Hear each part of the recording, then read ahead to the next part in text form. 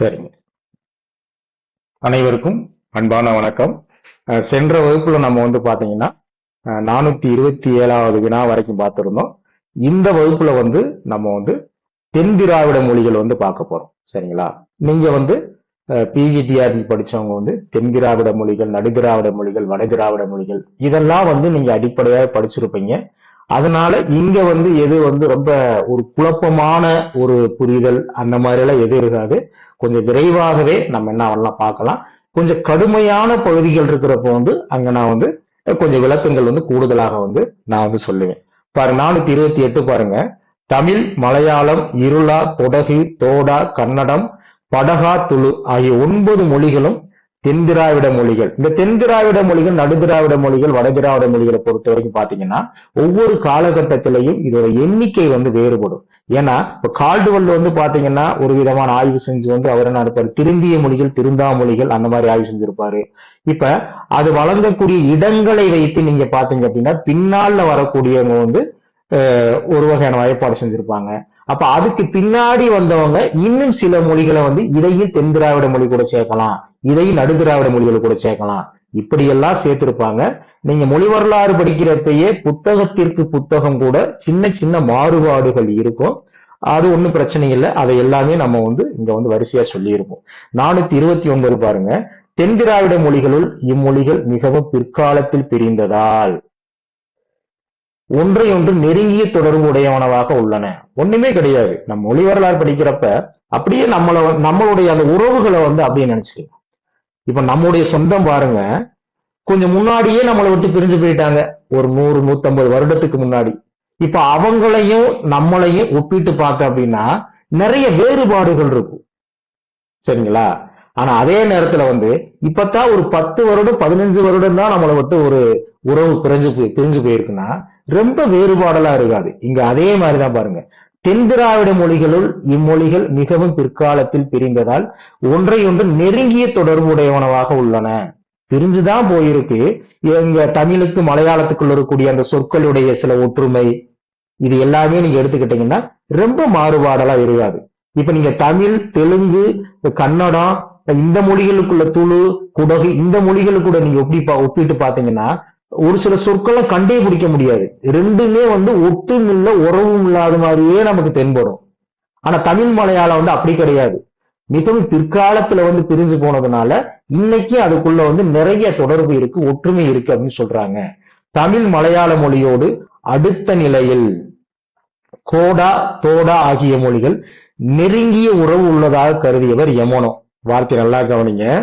இப்ப தமிழும் மலையாளமும் இன்னைக்கு ரெண்டும் பாத்தீங்க அப்படின்னா ஒன்றுக்கொன்று நெருங்கிய உறவு போல என்ன பண்ணுது, அது சொற்கள் அந்த பதங்கள்ல சில ஒற்றுமைகளா காணப்படுது.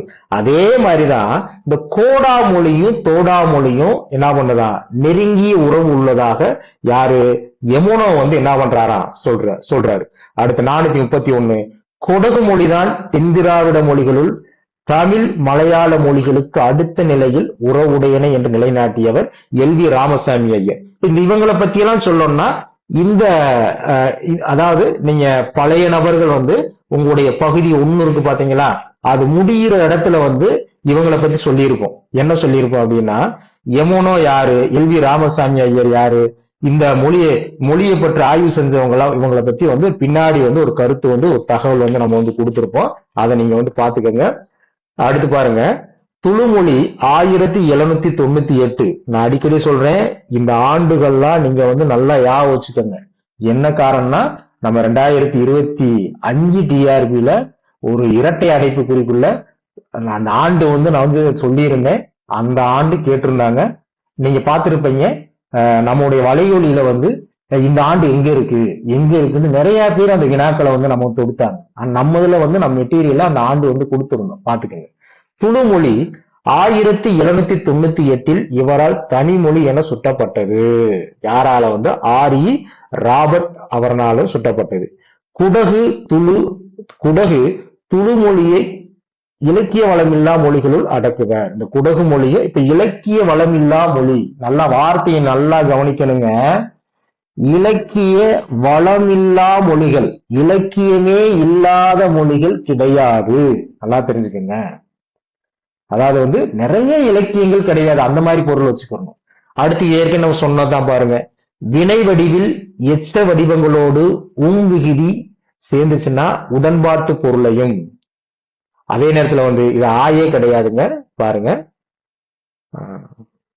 மன்னிக்கணும், ஆ ஆம் அல்லது ஆம் விகுதி இணைந்து எதிர்மறை பொருளையும். இந்த இருக்கு கொஞ்சம் மாத்திக்கங்க. ஆமா கரெக்ட் தான். வேண்டா ஆயே கிடையாது, யகரத்தை வந்து அடிச்சிருங்க. வேண்டா அல்லது வேண்டாம், இந்த மாதிரி விகுதிகளை வந்து சேர்க்கும் பொழுது எதிர்மறை பொருளையும் உணர்த்தும் சிறப்பு வந்து எந்த திராவிட மொழிகளுக்கே உரியது அப்படின்னா தென் திராவிட மொழிகளுக்கே உரியது. பாத்துக்கோங்க, இதெல்லாம் வந்து கண்டிப்பாக வந்து கேட்கலாம். பாருங்க, அடுத்து இந்த கீழே எடுத்துக்காட்டு கொடுத்துருக்கோம், பாத்துக்கோங்க. இதெல்லாம் வந்து வேண்டும், வேண்டா, வேண்டாம்.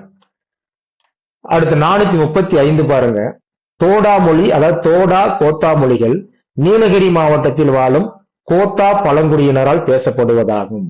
இதெல்லாம் வந்து எளிமையானதான். அடுத்து நீலகிரி மாவட்டத்தில் பனிய பழங்குடி மக்கள் பேசும் மொழிதான் இந்த பனிய மொழி. பெட்டக்குறும்பர் என்ற பழங்குடி மக்கள் பேசும் மொழிதான் இந்த பெட்டக்குறும்பா மொழி. இருளர் என்று சொல்லக்கூடிய பழங்குடி மக்கள் பேசும் இருள பேச்சை தமிழின் கிளை மொழியாகவும் தனி மொழியாகவும் கருதுகின்றன. இப்ப கிளை மொழின்னா உங்களுக்கு தெரியும், ஒரு மொழிய வந்து அப்படியே வந்து அந்த மொழியில் இருக்கக்கூடிய சில சொற்களை அப்படியே கொஞ்சம் திரித்தும் வேறொரு பொருளாகவும் நம்ம வந்து அதை வந்து சொல்லி பேசணும் அப்படின்னா அதுதான் என்னது கிளை மொழியாக வந்து என்ன பண்ணுவாங்க சொல்லுவாங்க. பாருங்க, அதான் இருளர் பழங்குடி மக்கள் பேசும் அந்த இருளருடைய பேச்சை தமிழிலிருந்து கிளைத்த ஒரு மொழியாகவும், அது மட்டும் கிடையாது, அது ஒரு தனி மொழியாகவும் கருதுகின்றனர். அடுத்து பாருங்க 439, முள்ள குறும்பர் பேசும் பேச்சை மலையாள மொழியின் கிளை மொழியாகவும் தனி மொழியாகவும் கருதுகின்றனர். நல்லா பாத்துக்கோங்க.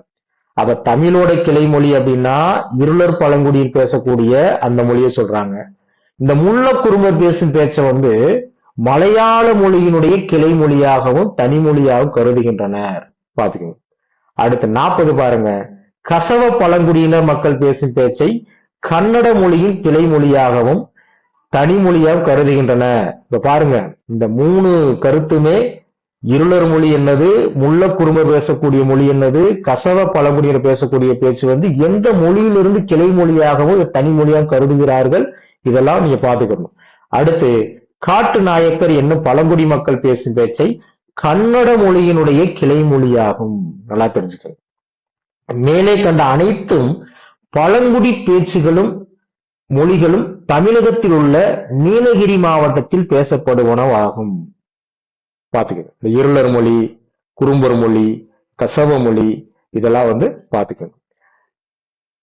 அதாவது இந்த கன்னட மொழி மலையாள மொழியில இருந்து அது கிளை மொழியாக பிரிந்தாலும் அது எங்க பேசப்படுகிறது பாருங்க, நீலகிரி பகுதியில வந்து பேசப்படுகிறது. பாத்துக்கோங்க.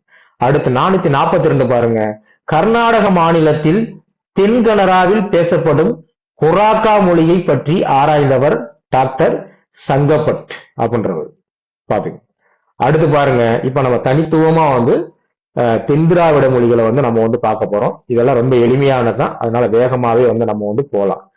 தமிழை அரவம் என்று கூறியவர்கள் தெலுங்கர், கன்னடர். நான் ஏற்கனவே சொல்லியிருக்கேன், தெலுங்கு கன்னடம், தெலுங்கரும் கன்னடரும் அதே தெலுங்கு மொழியும், அதே நேரத்துல இந்த கன்னட மொழியை நீங்க எடுத்துக்கிட்டீங்க அப்படின்னா நம்மள இருந்து பிரிஞ்சு போன மொழிதான்.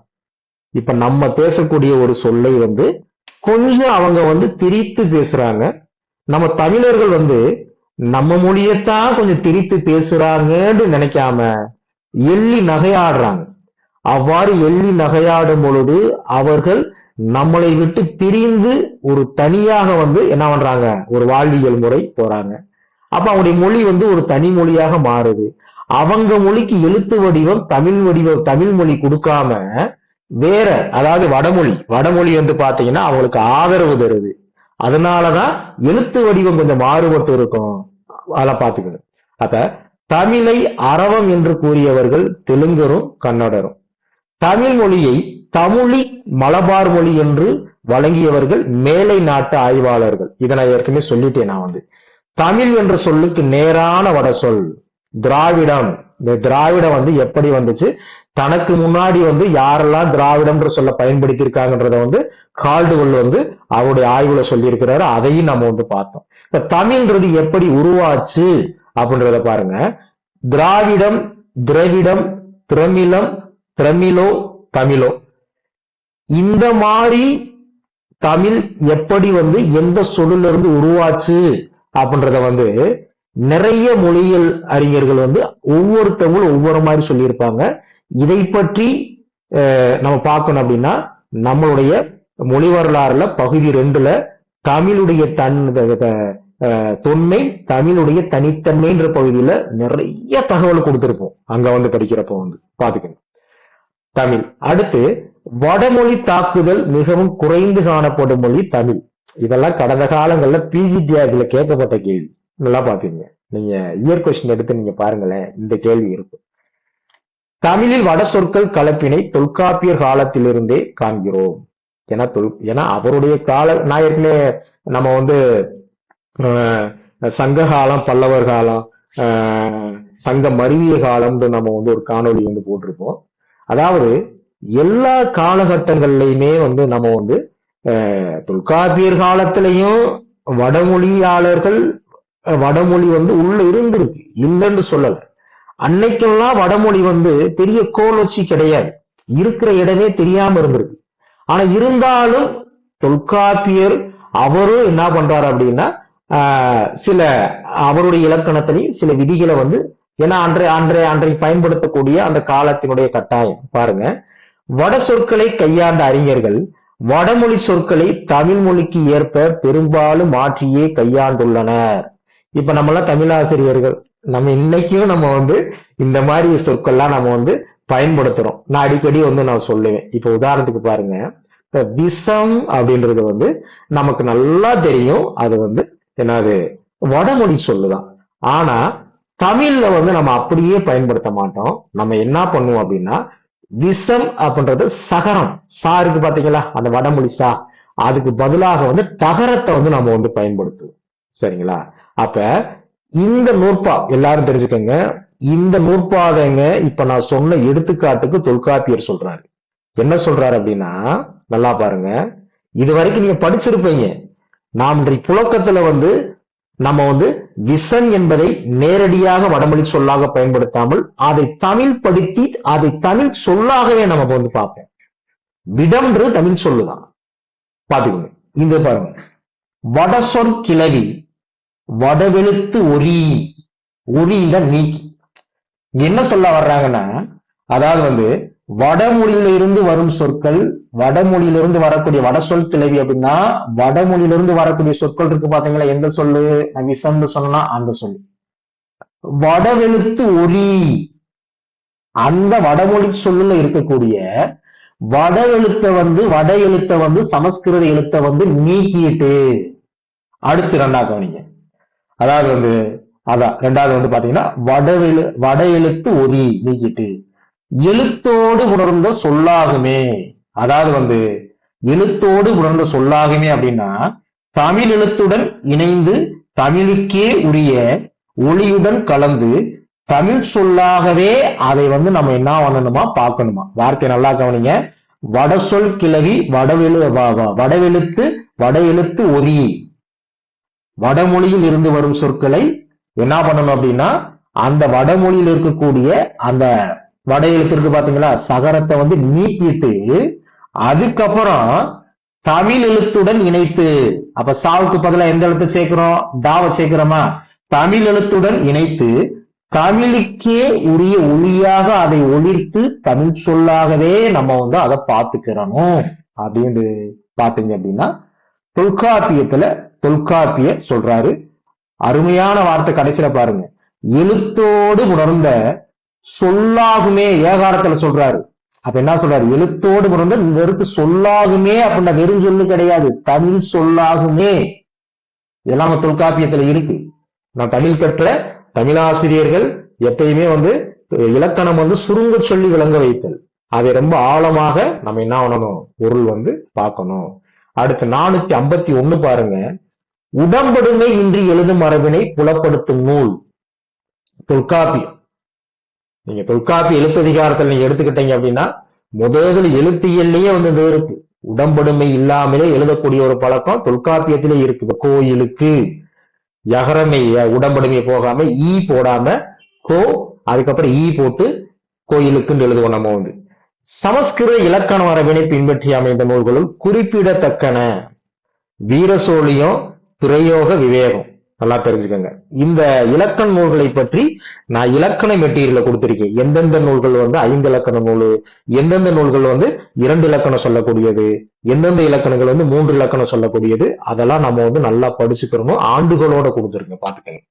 வடவேங்கடம், தென்குமரி ஆகியன தமிழ் வழங்கும் நிலங்களால் குறிப்பிடப்படும் நூல் தொல்காப்பியம். என்னது? பாயிரம்.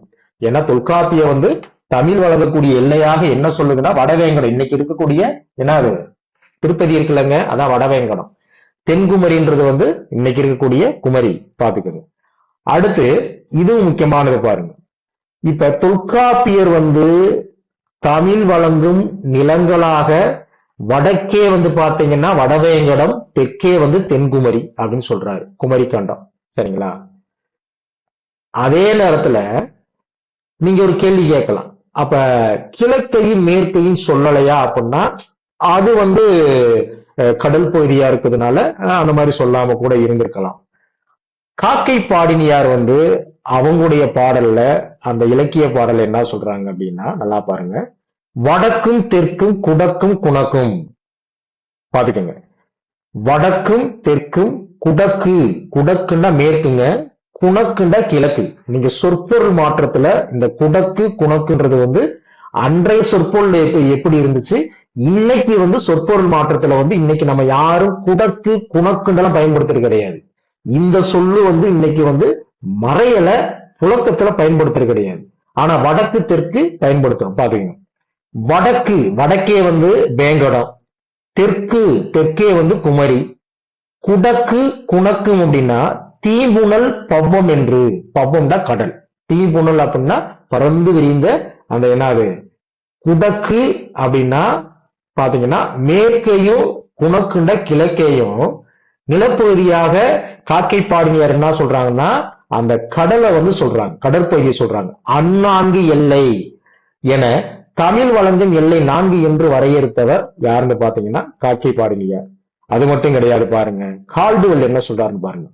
தென்னிந்தியாவின் மேற்கு தொடர்ச்சி மலைக்கும் வங்காள விரிகுடாவிற்கும் இடைப்பட்ட பழவேற்காடு முதல் குமரி வரை பறந்து கிடக்கும் நிலப்பகுதி தமிழ் வழங்கும் நிலப்பகுதி என்றவர் கால்டுவெல்.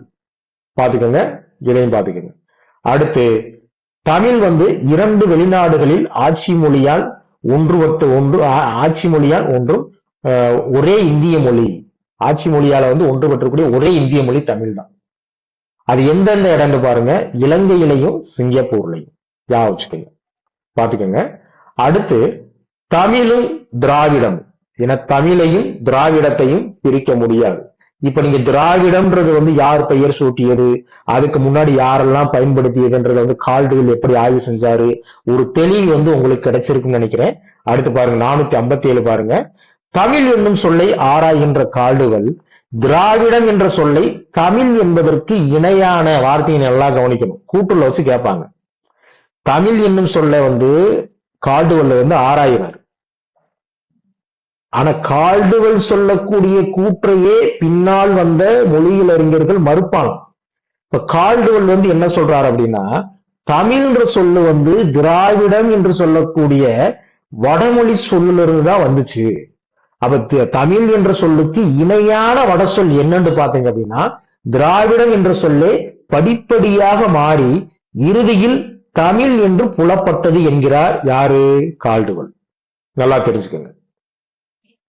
ஆனா அப்படியே நீங்க தமிழோட தொன்மை, தமிழோட தனித்தன்மை அங்க படிக்க போனீங்க அப்படின்னா இல்ல தமிழ்ன்ற சொல்லு வந்து இதுக்கு முன்னாடி இருந்துச்சு அப்படின்ட்டு வந்து இவருடைய கூற்றுகளை மறுப்பவர்களும் உண்டு. இங்க பின்னாடி படிச்சுக்கலாம் பாருங்க. இங்க வந்து நம்ம மொழி வரலாறுல என்ன இருக்கோ அதை கோரியா சொல்லியிருக்கோம், அவ்வளவுதான். அடுத்து கால்டுவெல்லின் இச்சொல்லாய்வை பல அறிஞர்கள் மறுக்கின்றன. நல்லா பாருங்க. அப்ப கால்டுவெல் வந்த காலகட்டம் வந்து உங்களுக்கு தெரியும் 16ஆம் 17ஆம் நூற்றாண்டு. இந்த காலகட்டத்துல வந்து அவர் உள்ள வர்றாரு. ஆனா இதற்கு நம்ம தமிழ் சான்றோர்கள் இதை மறுக்கணும். ஆனா மறுத்தாலும் அங்க தமிழ்ன்ற சொல்லு இதற்கு 100 ஆண்டுகளுக்கு 1000 ஆண்டுகளுக்கு முன்னாடி தமிழ்ன்ற சொல்லு நம்முடைய இலக்கியங்கள் இருக்குதுன்றத இவங்க சான்று காட்டுறாங்க. நல்லா பாருங்க, தொல்காப்பியர் காலத்திலேயே இருந்த தமிழ் என்னும் சொல் சிறப்பாக பயன்படுத்தப்பட்டு வருகிறதை காண்கிறோம்.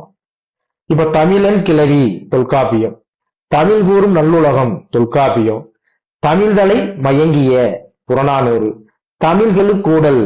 இந்த கொஞ்சம் நல்லா கவனிச்சுக்கோங்க. இப்ப நம்ம ஒரு டிஆர்பியில ஒரு கேள்வி கேட்பாங்க. நான் தான் சொல்லிட்டேன், நீ மொழி வரலாறு படிச்சாலும் இலக்கிய வரலாறு, அதே நேரத்துல இலக்கியங்களை படிச்சாலும் இலக்கணங்களை படிச்சாலும் எந்த படிச்சாலும் ஒரே மாதிரி சில தொடரமைப்புகள்லாம் எல்லா இடத்துலயும் இருக்கும்.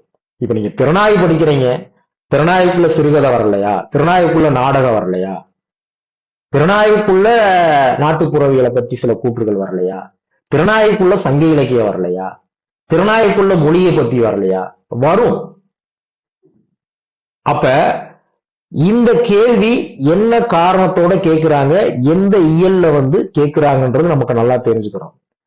இதே தமிழன் கிளவி அப்படின்றது சாதாரணமான ஒரு கேள்வியா வைக்கலாம். ஆனா இதெல்லாம் பாத்தீங்கன்னா மொழி வரலாற்றுக்கு தமிழ்ன்ற சொல்லு எங்கெல்லாம் பழமையில பயன்படுத்தியிருக்காங்கன்றதுக்கான சான்றுதான். அப்ப தமிழன் கிளவிண்டா சொல்லு. அப்ப இந்த மாதிரி எல்லாம் இலக்கியங்களும் இலக்கணங்களும் முன்னாடியே தமிழ்ன்ற பதத்தை பயன்படுத்தியிருக்காங்கன்றது சான்றோருடைய சான்று. 460 பாருங்க, கிபி 1766 14ஆம் லூயி மன்னன் தமிழன் ஒருவனுக்கு, அந்த தமிழன் யாருன்னு பாத்தீங்கன்னா நம்ம படிச்சிருப்போம், ஆனந்தரங்கருடைய அந்த 11ஆவது இந்த பாடம் இருக்கு, பார்த்திருப்போம் நம்ம. ஆனந்தரங்க பிள்ளையின் உறவினர். நல்லா கவனிங்க, நான் அடிக்கடி சொல்லுவேன், மலபார்ன்ற வார்த்தையை பயன்படுத்துவோம். ஆரம்ப காலகட்டத்துல மலபார் அப்படின்றது மலபார் மொழிண்டாலே அது முழுக்க முழுக்க தமிழ் மொழியை குறித்தது மாதிரிதான் வெளிநாட்டார் பயன்படுத்தி இருக்கிறாங்க. ஆனா காலப்போக்கில் யோசிக்கிறாங்க, இல்ல நம்ம இதை தவறா பயன்படுத்துறோம். ஏன்னா மலபார்ன்றது மலபார் கடற்கரை கேரளம் இதை ஒட்டிய சில பகுதியை குறிக்குது. ஆனா தமிழ்ன்றது ஒரு முற்றிலும் மாறுபட்ட ஒரு மொழியை குறிக்குது. அப்ப இந்த மாதிரி சொன்னோம்னா இது தவறுன்னு சொல்லித்தான் காலப்போக்குல எல்லா மொழியும் குறிப்பதற்கு திராவிட மொழி அப்படின்லாம் பயன்படுத்துறாங்க. இங்க நல்லா கவனிங்க, கிபி 1766 14ஆம் லூயி மன்னன் தமிழன் ஒருவனுக்கு தமிழர் தலைவன் என்னும் பொருள்படும் வகையில், நல்லா தெரிஞ்சுக்கங்க, தமிழர் தலைவன் பட்டம் கொடுக்கல, தமிழர் தலைவன் என்று பொருள்படக்கூடிய வகையில இப்பட்டத்தை வழங்கியுள்ளதை காண முடிகிறது. அப்ப இதற்கு மாத்திக்கங்க, மலபார் தலைவன். அப்ப மலபார் அப்படின்னாலே அன்னைக்கு 1700 அந்த காலகட்டங்கள்ல மலபார் மொழிண்டா கூட அது எதைத்தான் குறிக்குன்னு பாத்தீங்கன்னா தமிழைத்தான் குறிச்சிருந்திருக்கு. அடுத்து பாருங்க, இந்த கோடு போட்டுக்கங்க, இந்த மலபாரையும் தமிழரையும் கோடு போட்டுக்கங்க. அடுத்து 461 பாருங்க, தமிழில் அந்த வடமொழி எழுத்தாகிய அந்த என்னது மூச்சொலி இஷ் சொல்ற பாத்தீங்களா, இஷ் போன்ற மூச்சு ஒலிகள் இன்மையால் இம்மொழி வார்த்தை நல்லா கவனிங்க, இம்மொழி அரவம் என்று அழைக்கப்பட்டிருக்கலாம். இப்ப ஏற்கனவே தமிழ அரவம் அப்படின்னு ஒரு வார்த்தையை பயன்படுத்தினீங்களா? அப்ப ஏன் தெலுங்கரும் கன்னடரும் தமிழ அரவ மொழின்னு சொன்னாங்கன்றதுக்கு இங்கதான் ஒரு காரணம் இருக்கு.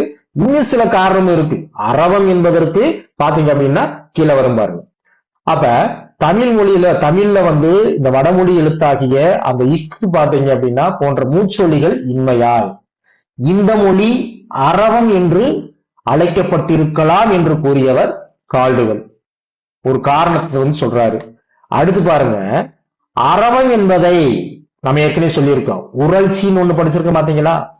உரல்ச்சி, பழம் பழம், மனம் மனம். அதே மாதிரி அரவம் என்பதை அரவம் என்று கொண்டு அறம் நிறைந்த மொழி என்னும் கருத்துப்பட அரவம் என்று அழைக்கப்பட்டிருக்கலாம் என்பவர் யாருன்னு பாத்தீங்கன்னா டாக்டர் குண்டர். நல்லா பாத்துக்கோங்க, இன்னும் சில விளக்கங்கள்லாம் பின்னாடி வருது, நம்ம பாத்துக்கலாம். அடுத்து மலையாளம் பாருங்க, பண்டைய தமிழ்நாட்டின் மேற்கு பகுதியான சேர நாட்டில் பேசப்பட்டு வருகின்ற மொழிதான் மலையாள மொழி. இப்ப இந்த 1000 ஆண்டுகளுக்கு முன்னர் இப்பகுதி தமிழ் பேசப்படும் பகுதியாக, ஏன்னா இன்னைக்கு தான் வந்து கேரளா இந்த மாதிரி பிரிஞ்சிருச்சு. அன்னைக்கு வந்து மூவேந்தர்களும் ஆட்சி செய்யக்கூடிய ஒரு பகுதியா தான் இந்த தமிழ் நிலப்பகுதி வந்து இருந்திருக்கு. இந்த சேர நாட்டை சேர மன்னர்கள் ஆளக்கூடிய பகுதி வந்து சேர நாடு, இந்த மாதிரி எல்லாம் வந்து பிரிச்சு வச்சிருந்தாங்க. நம்ம இலக்கியங்கள்ல படிச்சிருக்கோம். பாத்தீங்க 18 சிலப்பதிகாரமும் இந்த சான்றுகள் வந்து சொல்லுது.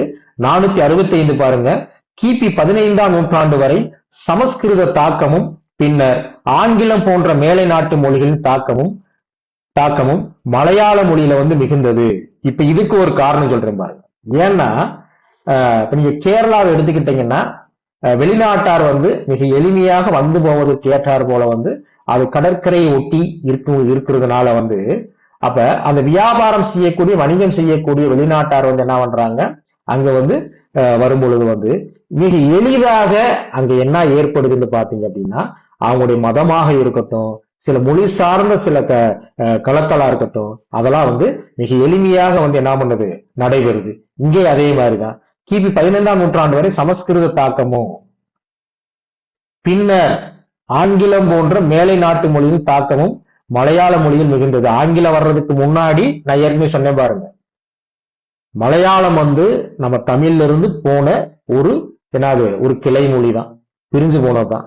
ஆனா அங்கு எந்த மொழி வடிவம் கொடுக்குதுன்னு பாருங்க, சமஸ்கிருதத்தினுடைய தாக்கம். இன்னைக்கு எப்படி வந்து நம்ம வந்து நம்ம தமிழ் நம்ம மொழி திராவிட மொழிகள்ல தமிழ் மொழி தான் இன்னைக்கு வந்து தாக்கி பிடிச்சிருக்கு. ஏன்னா என்னதான் எவ்வளவு இங்க வந்து பிற மொழிகள் வந்தாலும் தனித்துவமான ஒரு பண்பை உடைய மொழி எந்த மொழின்னு பாத்தீங்கன்னா நம்ம தமிழ் மொழி தான். நல்லா தெரிஞ்சுக்கோங்க. மலையாள மொழியின் மீது மேலை நாட்டு தாக்கம் மிகுந்த போது ஏராளமான மேலை நாட்டு பாதிரிமார்கள் இம்மொழிக்கு பல இலக்கண நூல்களை எழுதி குவித்தனர். நமக்கு எப்படி வந்து வீரமாமுனிவர், கால்டுவெல்லு, ஜி.இ. போப்பு இலக்கிய இலக்கணங்கள் இருக்கிறாங்களோ, மலையாள மொழிக்கும் நிறைய வெளிநாட்டு அந்த பாதிரிமார்கள் வந்து பாத்தீங்க அப்படின்னா இலக்கண நூல்கள்லாம் எழுதி இருக்கிறாங்க. மலபார் கடற்கரை நல்லா கவனிங்க. மலபார் கடற்கரை சிறந்த துறைமுகமாக அமைந்திருப்பதால், இப்ப இந்த இருக்கு மலபார் அப்படின்னா அந்த மலையை ஒட்டிய கடற்கரை. நான் சொன்னேன் பாருங்க, மலபார் கடற்கரை சிறந்த துறைமுகமாக அமைந்திருப்பதால் இந்த கிரேக்கர், யூதர், போர்ச்சுகீசியர், டச்சுக்காரர், ஆங்கிலேயர்கள் இப்பகுதிக்கு வந்துள்ளனர். இப்படி வந்ததுனாலதான் அந்த மொழி நம்ம மொழியோட மற்ற மொழிகளோடு ஒப்பிடும் பொழுது வந்து பிற நாட்டு தாக்குதல் வந்து அந்த மொழிக்கு வந்து அதிகமா இருந்திருக்கு. வடமொழியாளர் மலையாளர், தமிழ் ஆகியவற்றை, இப்ப நான் சொன்னேன் பாருங்க, வடமொழியாளர் மலையாளமும் தமிழ் ஆகியவற்றை திராவிடம் என்ற பொது பெயராலேயே சுட்டினர். எனினும் முற்காலத்திலிருந்தே இந்த நாட்டை, எந்த நாட்டை, இந்த கேரளா நாட்டை குறிக்க கேரளம் என்னும் சொல் தனித்துவமாகவே இருந்திருக்கு. அப்ப அதுக்கு சான்று சொல்லணும்ல. நல்லா பாருங்க, கேரள புத்திரா என்ற தொடர் காணப்படும் கல்வெட்டு அசோகர் கல்வெட்டு. இந்த அசோகர் கல்வெட்டு எடுத்துக்கிட்டீங்கன்னா கிமு 3ஆம் நூற்றாண்டு. இந்த வட்டம் கூட வந்து நம்ம ஒரு ஆண்டை வச்சு ஒரு பெரிய குழப்பமாயிக்கிட்டு இருந்தாங்க. அது வந்து நம்ம அந்த பாலி மொழி வந்து எழுத்து வடிவம் பெற்றது. பாலி மொழி பிராகிருதம் பெரும்பாலும் அது கிமு 3ஆம் நூற்றாண்டு தான் எங்க பார்த்தாலுமே சான்றுகள் கிடைக்குது. ஆனா நம்ம ஆசிரியர் தேர்வு வந்து கிமு 1ஆம் நூற்றாண்டு கொடுத்திருந்தாங்க. பாத்துக்கோங்க. கேரள புத்திரா என்ற தொடர் காணப்படும் கல்வெட்டு அசோகர் கல்வெட்டு கிமு 3ஆம் நூற்றாண்டு. அப்ப இந்த கேரள புத்திரா, அப்ப இந்த கேரள அப்படின்ற வார்த்தை இந்த கல்வெட்டுல இருக்கிறதுனால அப்ப இந்த கேரளன்ற சொல்லு வந்து முற்காலத்தில் இருந்தே பயன்படுத்தப்பட்டு வந்திருக்கு. ஆனா அந்த வெளிநாட்டார், இந்த பாதிரிமார்கள் வந்து அதை வந்து எடுத்துக்கிறாம அவங்க என்ன பண்றாங்க, வேறொரு சொல்ல வந்து என்ன பண்றாங்க, பயன்படுத்துறாங்க. கேரள நாட்டு மன்னர்களை வெளிநாட்டார் எப்படி அழைக்கிறாங்க அப்படின்னா, நல்லா பாருங்க, சிலபத்ராஸ் அப்படின்னு இந்த வெளிநாட்டு பயணி பிலினி பாத்தீங்கன்னா இலக்கியத்திலேயும் இவரை பத்தி படிக்க வரும். தாளமி, நம்ம சங்க இலக்கியங்கள் படிக்கிறப்ப வந்து இவங்களை பத்தி எல்லாம் படிப்போம். அடுத்து பாருங்க, இந்த கெரபத்ராஸ் பாத்தீங்க, தாளமி வந்து இதெல்லாம் கேட்கலாம். ரெண்டும் ஒரே மாதிரி உச்சரிப்பாத்தான் இருக்கும். நல்லா தெரிஞ்சுக்கோங்க. இங்க சகரம், இங்க வந்து ககரம், ரெண்டு பேரும் என்னான்னு பாத்துக்கோங்க. அப்ப இந்த மாதிரி கேட்டு வந்து கேட்கிறப்ப நம்ம படிச்சிருப்போம், ஐயோ அந்த இடத்துல வந்து நல்லா படிச்சிருக்கேன், இந்த பதத்தை வந்து இந்த சொல்ல வந்து இவர் பயன்படுத்தினாரா இவர் பயன்படுத்தினாரா. அப்ப நம்ம அந்த இடத்துல சில குறியீடுகள்லாம் நீங்க வச்சுக்கோங்க, உங்களுக்கு புரியுது மாதிரி. 472 பாருங்க, வடமொழியை ஒட்டி கொச்சை தமிழுக்கு இலக்கணம் எழுதி மலையாளம் என்ற ஒரு மொழியை தலையெடுக்க செய்தவர்கள். வார்த்தை நல்லா கவனிங்க. தமிழ் மொழியிலிருந்து பிரிந்த ஒரு மொழி, கிளை மொழி தான், ஒரு மொழி தான் மலையாளம். நல்லா தெரிஞ்சுக்கணும். தமிழை சற்று திரித்து பேசுறாங்க. ஆனா நல்லா கவனிங்க, வடமொழியை ஒட்டி கொச்சை தமிழுக்கு இலக்கணம் எழுதி, நல்லா கவனிச்சுக்கணும். ஆனா அந்த எழுத்து வடிவம் பாருங்க, வடமொழியை ஒட்டி. கொச்சை தமிழ்ல ஒண்ணும் கிடையாது. நம்ம தமிழ் மொழிய பேச்சு வழக்காக கொச்சைன்னா இன்னும் நம்ம சொல்றோம் பாருங்க, என்ன சாப்பிட்டியா அப்படின்னா இது கொச்சை தமிழ். நல்லா தெரிஞ்சுக்கணும். அப்பாருங்க உன்னை பார்த்துக்கிட்டே இருக்கேன், பார்க்காமே போறேன், அப்பொழுது இருந்து உன்னை பார்த்து கொண்டே இருக்கின்றேன், நீ பார்க்காமல் போகின்றாய் என்பது தூய தமிழ். நான் முன்னாடி சொன்னது கொச்சை தமிழ். இப்ப நல்லா கவனிங்க, வடமொழியை ஒட்டி, எழுத்து வடிவ வடமொழியை ஒட்டி அந்த கொச்சை தமிழுக்கு இலக்கணம் எழுதி அதற்கு பேரு மலையாளம் என்ற ஒரு மொழியை தலையெடுக்க செய்தவர்கள் யாருன்னு பாத்தீங்கன்னா எழுத்தச்சன் முதலிய அறிஞர். இப்ப நம்ம எப்படி தமிழுக்கு தொல்காப்பியர் இந்த மாதிரி சொல்றோமோ, நன்னூலார் சொல்றோமோ, பாத்துக்கணும். இந்த எழுத்தச்சன் யாரும் கிடையாது, இவரும் ஒரு வடமொழி நன்கு தெரிந்த வடமொழி ஆதரவாளர், வடமொழி அறிஞர் தான். மலையாளம் என்ற பெயர் சென்ற நூற்றாண்டில் ஐரோப்பியரால் ஏற்பட்டதே ஆகும். மலையாளம் என்ற பெயர் கொஞ்ச காலத்துக்கு முன்னாடிதான். இது யாரு கொடுக்கப்பட்டது? ஐரோப்பியர். ஆனா அதுக்கு முன்னாடி கேரளான்ற வார்த்தை சான்றுகள்லாம் நிறைய இருக்கு. இப்ப நம்ம கூட நம்ம தாய்மொழியாகிய தமிழ ஒரு ஒரு கூட்டாத்தார், இப்ப நம்மளை கூட வச்சுக்கோங்க. இப்ப நம்ம நகரத்துல படிக்கிறோம், நம்ம ஒரு 100 பேர் படிக்கிறோம், நம்ம ஒரு தமிழை மாத்தி பேசுறோம். இது ஒரு புதுமையான ஒரு மொழியா இருக்கு, ஒரு கொச்சை மொழியா இருக்கு. நம்ம தமிழ்ல அதற்கு எழுத்து வடிவம் கொடுக்கலாம். ஆனா இருந்தாலும் வேறொரு மொழி ஒரு வடிவம் கொடுக்குது, வடிவம் கொடுத்து ஒரு புது மொழியாக மாறுது. மலையாளம் அதே மாதிரிதான், பாத்துக்கங்க. அடுத்து நல்லா கவனிங்க, இயற்கை அமைப்பில் கேரள பகுதி வளைந்து காணப்படுவதால் இப்பெயர் கொங்கு நாடு. இப்ப நம்ம நம்ம தமிழ்நாட்டுல கொங்கு நிலப்பகுதின்றது வேற, அது வேற. ஆனா இது மொழி வரலாறுல பாருங்க, அந்த இயற்கை அமைப்புல மலை பிரதேசங்கள்ல வளைந்து வளைந்து காணப்படுறதுனால இதை கொங்கு நாடுன்னு சொல்லுவாங்க. ஏனைய திராவிட மொழிகளை விடவும் சற்று அதிகமாக வடமொழி சொற்களை இம்மொழி ஏற்றுள்ளது. மலையாள மொழி நல்லா பாத்துக்கங்க. கடைசியா பிரிஞ்சு போன மொழி மலையாளம் தான். சமீபமாக மற்ற மொழிகள் ஒப்பிடுறப்ப ஆனா அதிக திராவிட மொழிகளுடைய திராவிட மொழிகள்ல வடமொழி சொற்களை இந்த மொழி அதிகம் என்ன பண்ணிருச்சு பாத்தீங்க அப்படின்னா உள்வாங்கிடுச்சு. பாத்துக்க. அடுத்து நல்லா கவனிங்க, 476 தமிழில் ஐகார ஈற்றை கொண்டு முடியும் சொற்கள் எல்லாம் அகர ஈற்றை கொண்டு முடிகின்றன இம்மொழியில். எந்த மொழியில? மலையாள மொழியில. இப்ப நம்ம மலை அப்படின்னு சொல்லி ஐகாரத்தோட முடிப்போம். அவங்க பாத்தீங்கன்னா மலை. அப்ப ஐ பாத்தீங்கன்னா அகரமா போச்சு, ஐகாரம் அகரமா போச்சு. நல்லா தெரிஞ்சுக்கோங்க. 477 பாருங்க, மலையாள மொழிக்கு இலக்கண நூலும் அகராதியும் எழுதியுள்ளார் இவர். யாரு? டாக்டர் குண்டர். டாக்டர் குண்டர்ட்டு இங்க மட்டும் வரமாட்டாரு, பின்னாடி வருவாரு. அதனால ஒப்பிட்டு பாத்துக்கணும், நல்லா தெரிஞ்சுக்கணும். தமிழிலிருந்து மலையாளம் தோன்றியது என்ற கருத்தை மறுத்தும், கொடுந்தமிழின் ஒரு கிளைமொழி மலையாளம் மற்றும் ஒரு கிளைமொழி தமிழ் என்று குறிப்பிட்டவர் யாரு? டாக்டர் குண்டர். அப்ப இவருடைய கருத்தை பாத்துக்கோங்க. இவர் கொஞ்சம் மாறுபட்டு தமிழிலிருந்து மலையாளம் தோன்றிய என்ற கருத்தை மறுக்கிறாரு. கொடுந்தமிழின் ஒரு கிளைமொழி மலையாளம் மற்றும் ஒரு கிளைமொழி தமிழ் என்று குறிப்பிட்டவர் டாக்டர் குண்டர். கேரள வாணியம் என்ற நூலை எழுதியவர் ஏஆர் ராஜராஜவர்மா. பாத்துக்கங்க. அடுத்து இவரும் ஏஆர் ராஜராஜவர்மாவும் கால்டுவெல் கொள்கையை மறுக்கிறார். நல்லா பாத்துக்கோங்க. கிறந்த எழுத்துக்களை ஒட்டி மலையாளத்திற்கு எழுத்துகள் அமையவே பிற்காலத்தில் மற்ற வடமொழி ஒலிகளும் மலையாளத்தில் மிக பயின்று கலப்புற்றன. என்ன காரணம்னா, இப்ப கிறந்த எழுத்து முழுக்க வடமொழியை ஒட்டி. இப்ப நீங்க உதாரணத்துக்கு உங்களுக்கு சொல்லணும் அப்படின்னா, இப்ப நீங்க ஐரோப்பிய மொழிகள் எடுத்துக்கோங்க. வெவ்வேறு மொழிகள், நிறைய மொழிகள் இருக்கு. இப்ப நம்மகிட்ட இருக்கக்கூடிய ஒரு மொழி ஐரோப்பிய மொழியினுடைய அந்த எழுத்து வடிவத்தை உள்வாங்கி இருக்குன்னா அந்த மொழிக்குள்ள வந்து மற்ற ஐரோப்பிய மொழிகள் வர்றது ரொம்ப எளிமை. என்ன காரணம்னா நம்மள இருக்கக்கூடிய ஒரு மொழி வந்து ஐரோப்பிய மொழியினுடைய அந்த வடிவத்தையும் சாராம்சத்தையும் உள்வாங்கிருச்சு. அப்ப அந்த பிற ஐரோப்பிய மொழிகள் வந்து உள்ள வருவது எளிமை. அதே மாதிரிதான் கிறந்த எழுத்துக்களை ஒட்டி மலையாளத்திற்கு எழுத்துகள் வந்து அமையுது. அதனால பிற்காலத்துல மற்ற வடமொழி மொழிகளும் இந்த மலையாளத்துக்குள்ள வந்து மிக எளிமையாக புகுவதற்கு ஒரு வாய்ப்பாக போச்சு. அடுத்து பாருங்க, கால்டுவெல் வந்து தமிழில் மிக திரிந்த கிளைமொழி மலையாளம் என்று கொள்வதை பொருந்தும் என்றவர் கால்டுவெல். பார்த்து நல்லா கவனிக்கணும். தமிழினுடைய மிக திரிந்த கிளைமொழி மலையாளம் என்று கொள்வதை பொருந்தும் அப்படின்னு சொல்றவர் கால்டுவெல். எப்பயுமே நீங்க பிஜிடிஆர்பிக்கு கால்டுவெல்லை பத்தி ஒரு கொஸ்டின் இல்லாம இருக்காது. நீங்க எந்த டிஆர்பி எடுத்துக்கங்க, 2023, 21, 22, 25, 19 கண்டிப்பாக இருக்கும். அடுத்து 483 பாருங்க.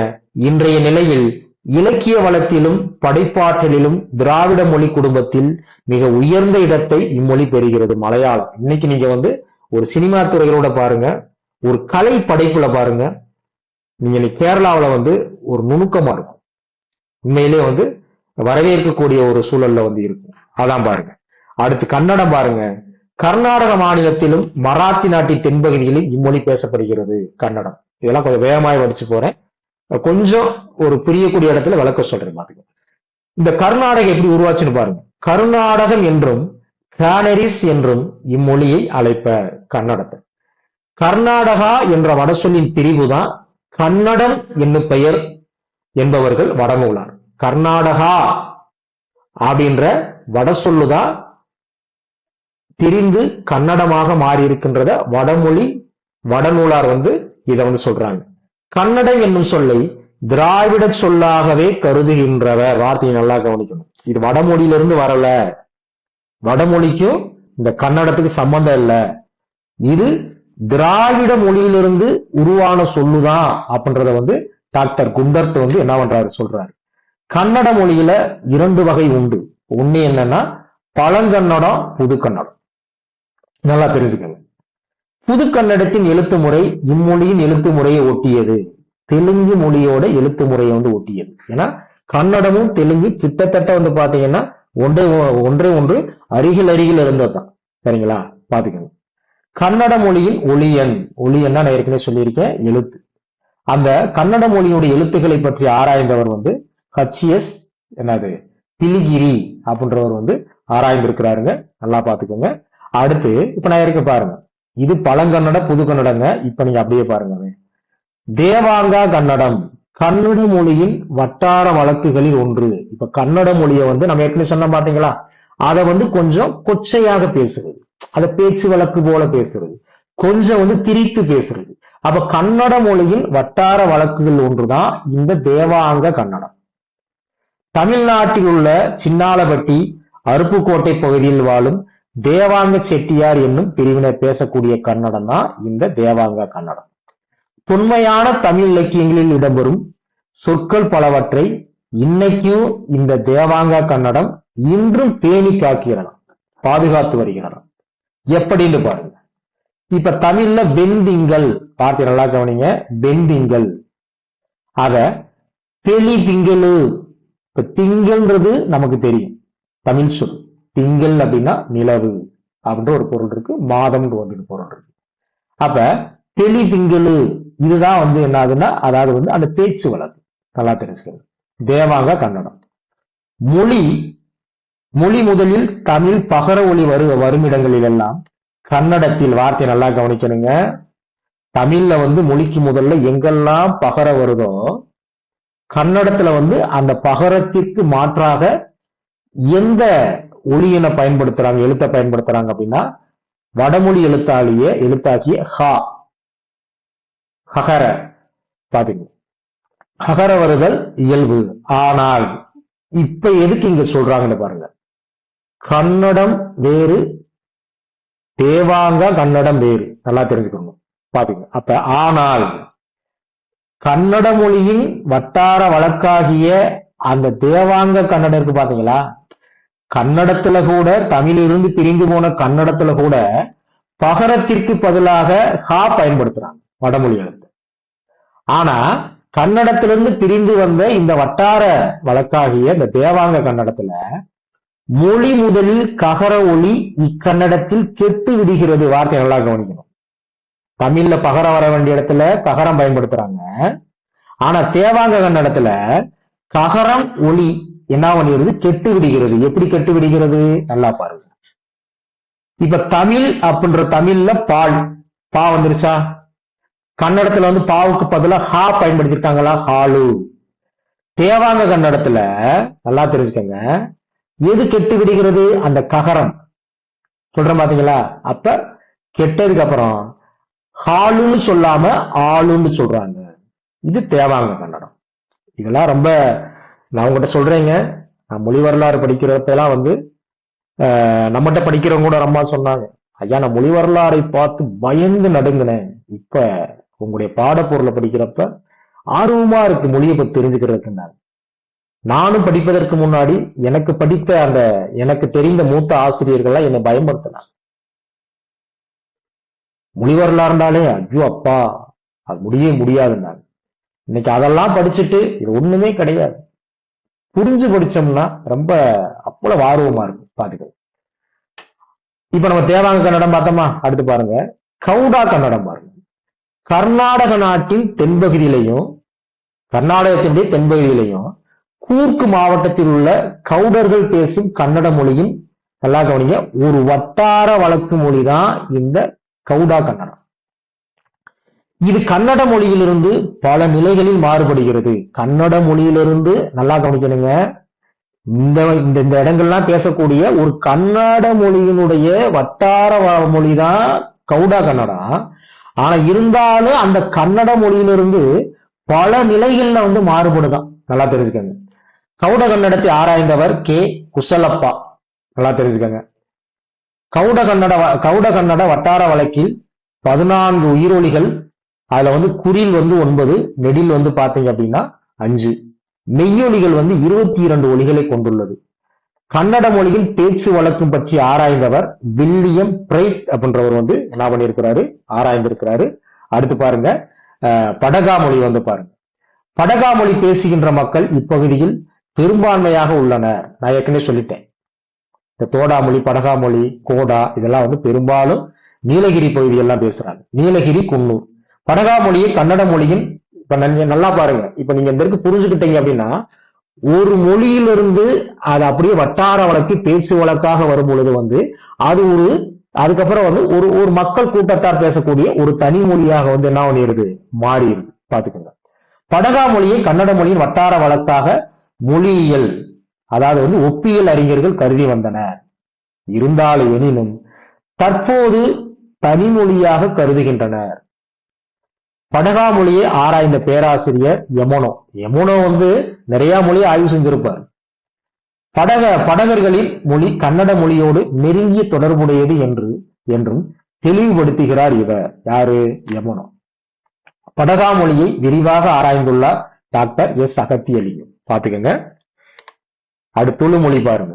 ஒரு சில பகுதியெல்லாம் வேகமா வந்துடலாம், அங்க ஒண்ணு நம்ம வந்து அவ்வளவு ஆழ்ந்தெல்லாம் அங்க விளக்க சொல்ல தேவையில்லை. அடுத்து பாருங்க, மைசூர் மாநிலத்தை அடுத்து ஓடும் சந்திரகிரி ஆறு, கல்யாணபுரி ஆறு என்ற 2 ஆறுகளுக்கு இடைப்பட்ட பகுதியில இம்மொழி பேசப்படுகிறது. இப்ப ஒண்ணு நல்லா தெரிஞ்சுக்கங்க, நாம் அன்றைய காலகட்டத்துல ஏற்கனவே சொன்ன மாட்டீங்களா, தமிழ் வந்து தொல்காப்பியர் என்ன சொன்னாரு, வடக்கே வேங்கடம் தெற்கே குமரி. இது எல்லாமே தமிழ் பேசக்கூடிய நிலப்பரப்பா தான் இருந்துச்சு. அன்னைக்கு நம்மள இருக்கக்கூடிய நம்முடைய இனம், நம்முடைய மக்கள் கொஞ்சம் அப்படி பிரிஞ்சு ஒருவாறு அதை ஒட்டி இருக்கக்கூடிய பகுதியில் இருக்கக்கூடிய சில மக்கள் என்ன பண்றாங்க, ஒருவாறு வந்து பிரிச்சு வந்து என்ன பண்றாங்க, பேசுறாங்க, ஒரு மொழியை வந்து மாத்தி பேசுறாங்க. அதே மாதிரிதான் அப்ப மைசூர் மாநிலத்தை அடுத்து ஓடக்கூடிய சந்திரகிரி ஆறு, கல்யாணபுரி ஆறு என்ற 2 ஆறுகளுக்கு இடைப்பட்ட பகுதியில இந்த மொழி பேசப்படுகிறது, துளுமொழி. துளுமொழியை திருந்திய மொழியாக கால்டுவல் ஏற்றுக்கொண்ட போதிலும், திருந்திய மொழி திருந்தாமொழி படிச்ச யாவும் இருக்குங்களா? கால்டுவல் வந்து பாத்தீங்கன்னா எதெல்லாம் திருந்திய மொழி எதெல்லாம் திருந்தா மொழி.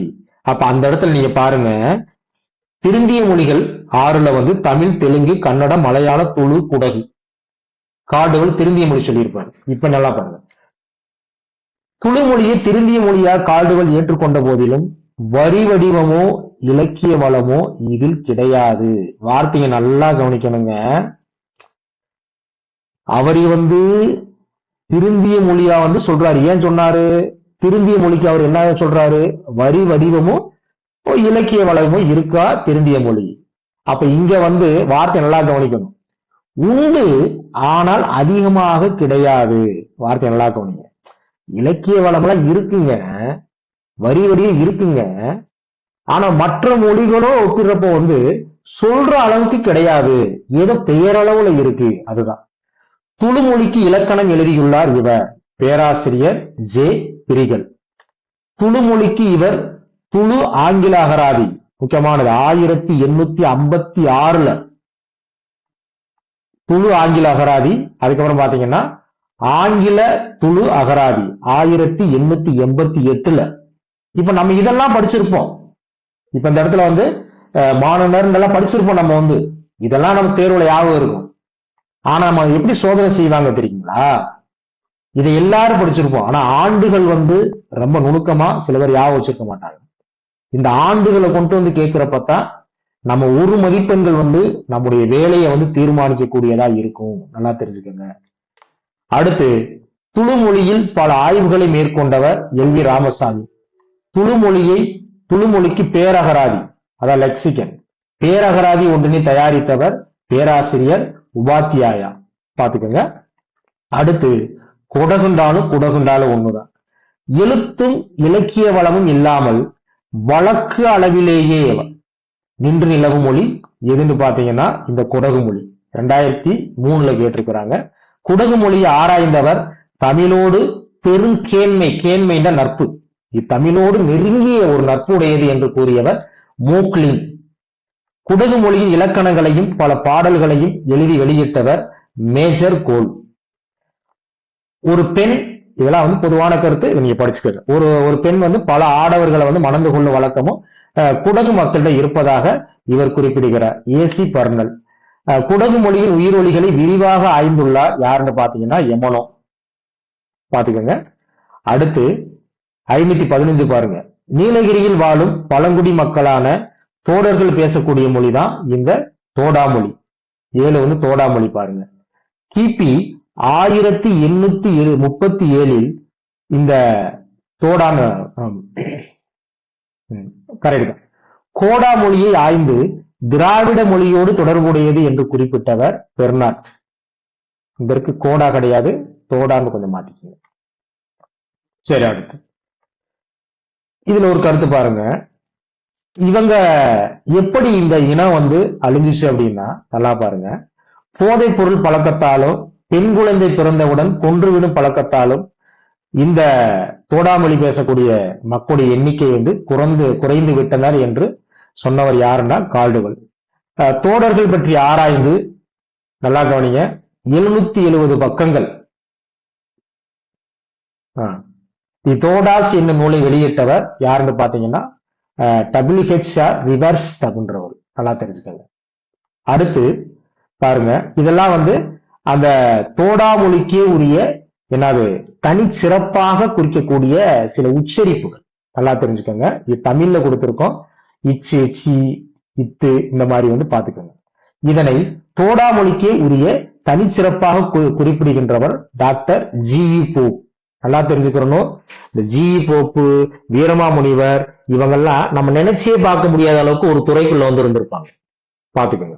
இப்ப ஜி.இ. போப்பு வச்சு பாக்குறப்ப வந்து நம்ம இலக்கியங்கள் படிக்கிறப்ப வந்து புறநானூறு வந்து மொழிபெயர்த்திருக்கிறாரு, திருக்குறள், இந்த மாதிரி நம்ம வந்து படிச்சிருப்போம்.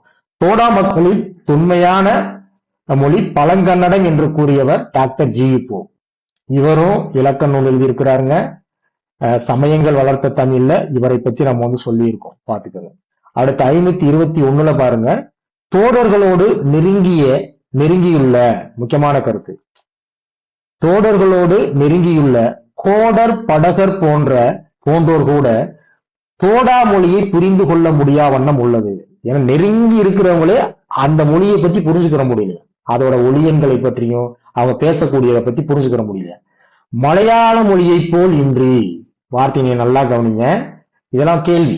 மலையாள மொழியை போல் இன்றி, அதாவது இல்லாமல், இம்மொழியின் வினைமுற்றில் பாலரி கிளவிகள் உள்ளன. இன்னைக்கு மலையாள மொழி எடுத்துக்கிட்டீங்கன்னா தமிழ் போல இருக்காது. பாலரி கிளவினா இது ஆண்பாலா பெண்பாலா ஒன்றன்பாலா? ஏன்னா அக்னிக்கு உயர்தனைக்கு ஒரே மாதிரிதான் மலையாளத்தில் பேசும். இயல் என்ன பறையுது, இந்த மாதிரி வந்து பறையுது அப்படின்றது மாதிரி. தோடா மொழி வந்து அந்த மாதிரி கிடையாது.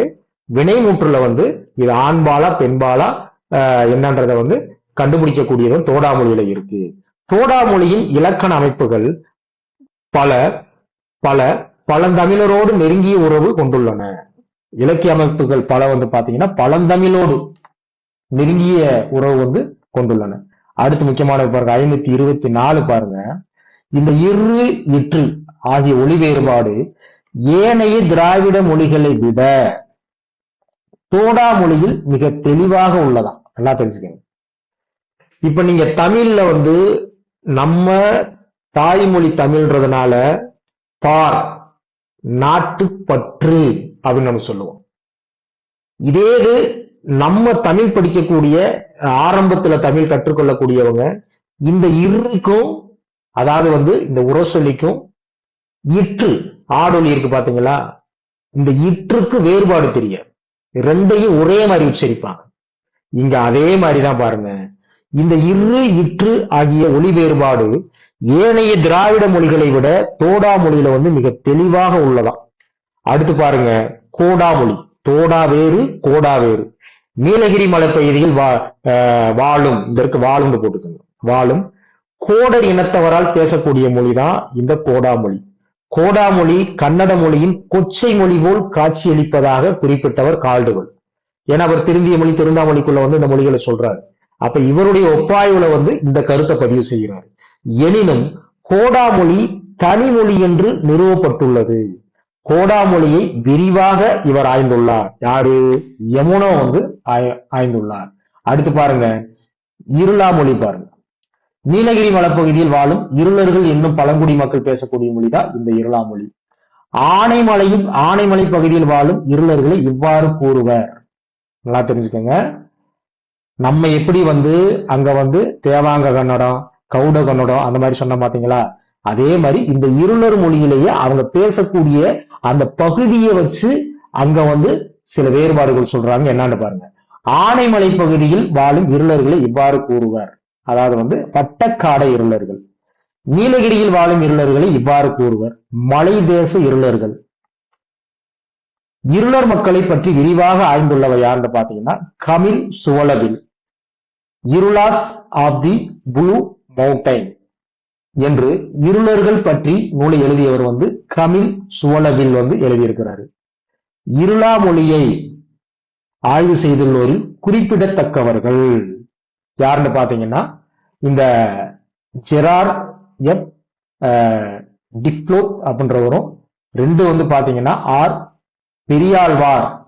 இந்த ரெண்டு பேருமே வந்து ஆய்வு செஞ்சிருக்கிறாங்க. அதெல்லாம் பாத்துக்கோங்க. அடுத்து நடுதிராவிட மொழிகள் பாருங்க. தெலுங்கு கோண்டி, கோண்டா, குவி, குவிந்தாலும் கோந்துண்டாலும் ஒண்ணுதான். உங்களுடைய பாடப்பொருள்ல நீங்க அதாவது வந்து புதிய பாடப்பொருள்ல 57வது பக்கம் ஒவ்வொரு மொழிக்கு வேறு பெயர்கள் நான் கொடுத்திருப்பேன். 794வது வினா கொடுத்திருப்பேன். ஏன்னா ஒரு வினாத்தாள்ல ஒரு மொழியே வேற மாதிரி கேட்கிறப்ப நம்ம வந்து அங்க வந்து கொஞ்சம் ஒரு குழப்பம் வந்து நமக்கு வரும். ஐயோ மாத்தி கேட்டாங்க போல. அப்படிலாம் கிடையாதுங்க. அந்த உச்சரிப்புல வந்து சின்ன சின்ன மாறுபாடு வரும். ஒரு மொழி வரலாறு ஆசிரியர் ஒரு இடத்துல குவின்னு பயன்படுத்தியிருப்பாரு, இன்னொரு மொழி வரலாறு ஆசிரியர் பார்த்தீங்கன்னா கோந்துன்னு பயன்படுத்திருப்பாரு. நம்ம அந்த இடத்துல வந்து என்ன இருக்கக்கூடாது, பயந்துடக்கூடாது. இப்ப குயி அப்படின்னாலும் கூயின்றாலும் ஒண்ணுதான், குயி அப்படின்றாலும் கூயின்றாலும் ஒண்ணுதான். ஆனா நீங்க வந்து பாத்துக்கோங்க, பின்னாடி நீங்க கொடுத்துருங்க. சரி பாருங்க. அப்ப இதெல்லாம் வந்து நடுதிராவிட மொழிகள் அப்படின்னு வந்து சொல்றாங்க. அடுத்து 536 பாருங்க. நடுதிராவிட மொழிகளுள் தெலுங்கு மொழியை தென் திராவிட மொழிகளோடு இணைத்து ஆய்வது பழைய மரபு. வார்த்தை நல்லா கவனிங்க. கொஞ்ச காலகட்டத்துக்கு முன்னாடி தெலுங்கு வந்து இன்னைக்கு வந்து நடுதிராவிட மொழி. அதுவே கொஞ்ச நாளுக்கு முன்னாடி தெலுங்கு வந்து பாத்தீங்கன்னா தென் திராவிட மொழிகளோடு இணைச்சு ஆய்வு செஞ்சிருக்கிறாங்க. அது பழைய மரபு, நல்லா தெரிஞ்சுக்கோங்க. கோலமி, நாயக்கி, பர்ஜி, கடப்பா ஆகியன தென் திராவிட மொழிகளுக்குள்ள சில தனித்தன்மைகளை கொண்டு திகழ்வதால் அவற்றை ஒரு தனி கிளையாக இவர்கள் விளக்கி காட்டியுள்ளனர். யாருன்னு பாத்தீங்கன்னா பர்ரோ பட்டாச்சாரியா. பார்த்து நல்லா கவனிக்கங்க. கோலமி, நாயகி, பர்ஜி, கடப்பா தென் திராவிட மொழிகளுக்குள்ள சில தனித்தன்மைகளை கொண்டு திகழ்வதால் அவற்றை ஒரு தனி கிளையாக இவர்கள் விளக்கியுள்ளனர். யாருன்னா பர்ரோவும் யாரு பட்டாச்சாரியாவும். அடுத்து பாருங்க, இப்ப நம்ம இந்த நடுதிராவிட மொழிகள்ல வந்து தெலுங்க வந்து பார்க்க போறோம். இது நிறைய தகவல் இருக்கு, பாத்துக்கோங்க. 53 பாருங்க. தொன்மை சிறப்பிலும் சொல்வளத்திலும் தமிழுக்கு அடுத்த நிலையில் குறிப்பிடப்படும் மொழி தெலுங்கு. தெலுங்கு மொழியின் இனிமை நோக்கி சுந்தர தெலுங்கு என்று பாராட்டியவர் பாரதியார். உங்களுக்கு தெரியும், பாரதியினுடைய பாடல் இருக்கு. தெலுங்கை வந்து கலிதெலுங்கு என்று பாராட்டியவர் பேராசிரியர் சுந்தரம் பிள்ளை. எங்கண்டா அவருடைய மனோன்மணியம் நூல்ல வந்து பார்த்திருப்பீங்க. தமிழ் தாய் வாழ்த்துல வந்து இருக்கும். இன்னைக்கு நம்ம வந்து நல்லா தெரிஞ்சுக்கங்க, தமிழ் தாய் வாழ்த்து வந்து நமக்கு தேவையான ஒரு பகுதியை மட்டும்தான் நம்ம வந்து எடுத்து வச்சிருக்கோம். ஆனா அதே நேரத்துல மனோன்மணியத்துல அந்த நாடக நூல்ல வந்து செய்யுள் நாடக நூல், அதை பத்தி நம்ம நாடகத்துல விளக்கமா கொடுத்திருக்கோம். அந்த செய்யுள் நாடகத்துல தமிழ் தாயை வாழ்த்தும் பொருட்டு அங்கு வைக்கப்பட்ட ஒரு பாடல் தான் அந்த பாடல். அதுல சில பகுதிகளை எடுத்துதான் நம்ம தமிழ் தாய் வாழ்த்தாக வந்து நம்ம வந்து பயன்படுத்துறோம். அந்த பாட்டுலதான் இந்த வரி வரும் பாருங்க. தெலுங்கை வந்து கலிதெலுங்கு என்று பாராட்டியவர் பேராசிரியர் சுந்தரம் பிள்ளை. தெலுங்கு மொழியினை ஜெண்டு என்ற போர்ச்சுகீசிய சொல்லின் திரிவு என்று அழைத்தவர்கள் ஐரோப்பியர்கள். ஏன்னா ஐரோப்பியர்கள் வந்து எப்படி நம்ம மொழியை வந்து திராவிடம் அப்படின்றது வந்து எங்கிருந்து வந்திருக்கு, தமிழ்ன்றது வந்து திராவிடம்ன்ற சொல்லுல இருந்தா வந்திருக்குன்னு சொன்னாங்களா? அப்ப இங்க தெலுங்கு என்ன சொல்றாங்க அப்படின்னா, ஜெண்டு என்று சொல்லக்கூடிய போர்ச்சுகீசிய சொல்லுதான் அப்படி திரிந்து வந்து தெலுங்குன்னு மாறி இருக்கு அப்படின்றது யாருடைய கூற்றுன்னு வந்து பாத்தீங்கன்னா ஐரோப்பியர்களுடைய கூற்று. தெலுங்கை வடமொழியாளர்கள் எவ்வாறு அழைத்தனர்னா ஆந்திரம். இப்ப நல்லா தெரிஞ்சுக்கணும், திராவிடம், ஆந்திரம் இந்த மாதிரி எல்லாம் பெயர்கள் வந்து எங்க இருந்து தோன்றி இருக்குன்னு பாருங்க. வடமொழியாளர்கள் தான் தெலுங்க வந்து தெலுங்குன்னு சொல்லாம ஆந்திரா. இன்னைக்கு வந்து பாத்தீங்கன்னா அந்த மாநிலம் வந்து ரெண்டா பிரிஞ்சு போச்சு, அது வேற. தெலுங்கானா ஆந்திரா அப்படின்னு என்ன பண்ணிட்டாங்க, பிரிஞ்சுட்டாங்க, அது வேற. பாருங்க, திரிலிங்கம் அதாவது வந்து 3 கோயில்கள் என்னும் சொல்லே திரிந்து தெலுங்கு என்றும், தெலுங்குண்டா என்னது, அதுக்கு வந்து இனிமை அப்படின்ற ஒரு பொருள் இருக்கு. தெலுங்கு என்னும் சொல்லே தெலுங்கு மொழி என வழங்கியது என்றும் பலவாறு கருதுவர். நம்ம அங்க எப்படி வந்து தமிழ் எப்படி வந்துச்சு, அங்க வந்து தமிழர்கள் வந்து ஏன் அரவம் ஏன் சொன்னாங்க, அதே மாதிரிதான் இந்த தெலுங்குக்கு வந்து பாத்தீங்கன்னா சில காரணங்கள் சொல்றாங்க. தெலுங்கு மொழிக்கு நன்னையப்பட்டர் போன்ற வடமொழி அறிஞர்கள் இலக்கியம் செய்தமையால் வடமொழி தொடர் மிகுதி. ஏன்னா நன்னையப்பட்டர் வந்து இவர் யாருன்னா வடமொழி சார்பாளர், வடமொழிக்கு என்னது மிகவும் வந்து ஆதரவாளர். அப்ப அவர் கையில தெலுங்கு மொழி கிடைச்சு இந்த தெலுங்கு மொழிக்கு வந்து ஒரு நல்ல இலக்கண நூல் எழுதுன அப்படின்னா, அப்ப அவர் எந்த மொழியை ஆதரவா வச்சு எழுதுவாரு? கண்டிப்பா வடமொழி சமஸ்கிருதத்தை ஆதரவா வச்சு எழுதுவார். பாத்துக்கோங்க. தெலுங்கர் இருவகைப்படுவர். 1 ஆந்திரர், 2 வந்து பாத்தீங்க அப்படின்னா அந்த கலிங்கர்கள். இந்த 2 போட்டுக்கணும் இந்த இடத்துல, பாத்துக்கோங்க. தமிழை விட அதிகமான மக்கள் பேசும் இம்மொழி அதாவது தெலுங்கு பல்வேறு படைப்பிலக்கியங்களை கொண்டு சிறப்பாக வளர்ந்து வருகிறது. முக்கியமானது பாருங்க, இதெல்லாம் கேள்வியில கேட்கலாங்க. திணை பால் பாகுபாட்டை பொறுத்தவரையில் ஏனைய நடுதிராவிட மொழிகளிலிருந்து சற்று வேறுபட்டு நிற்பதை தெலுங்கில் காணலாம். என மற்ற மொழிகள் வந்து ஒரு மாதிரி இருக்கு. திணை பால், உயர்திணை அக்கிரிணை, ஆண்பால் பெண்பால், பலர்பால் ஒன்றன்பால் பலவின்பால், இந்த பாகுபாட்டை பொறுத்தவரை நடுதிராவிட மொழிகளுக்குள்ளேயே ஒப்பிடும் பொழுது நடுதிராவிட மொழிகளில் ஒன்றாகிய தெலுங்கு வந்து மாறுபட்டு காணப்படலாம். பாத்துக்கோங்க. ஒருமையில் ஆண்பால் ஆண்பால் அல்லாதன என்ற பிரிவு இதில் உள்ளன. இதெல்லாம் கேள்விங்க, நல்லா தெரிஞ்சுக்கோங்க. இப்ப உதாரணத்துக்கு நான் சொல்றேன் பாருங்க. இப்ப நம்ம அக்கிரணையில நல்லா தெரிஞ்சுக்கணும். இப்ப நான் அக்கிரணை சொல்லல வந்து தமிழ்ல ஆண்பால் பெண்பால் அப்படின்னு இருக்கா? இல்ல. அப்ப இலக்கணம் படிக்கிறப்ப நம்ம அங்க வந்து சொல்லி கொடுத்துருக்கோம். இப்ப நம்ம வந்து மரம்னு சொல்றோம். மரம் அக்கிரணை சொல்லு.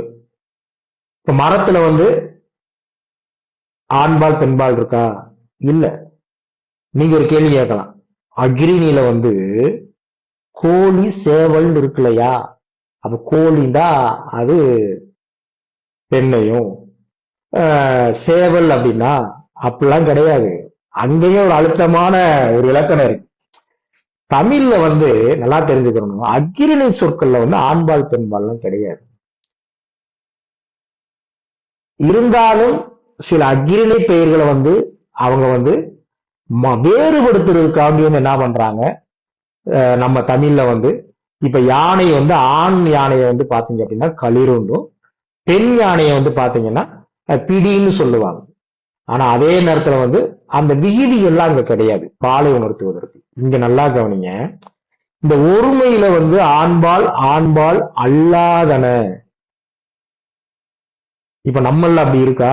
அப்படிலாம் கிடையாது. என்ற பிரிவு இதில் உள்ளன. எதுல? தெலுங்குல. உயிரொலி இயல்பு அதிக இடம்பெறும் திராவிட மொழி. உயிரொலி இயல்புன்னா ஒண்ணும் கிடையாது. இப்ப நம்ம தமிழ்ல வந்து உயிரீட்டு சொற்கள் மெய்யீட்டு சொற்கள் நம்ம வந்து படிச்சிருக்கோம். உயிரீறு மெய்யீறு, அதேதான் இங்க.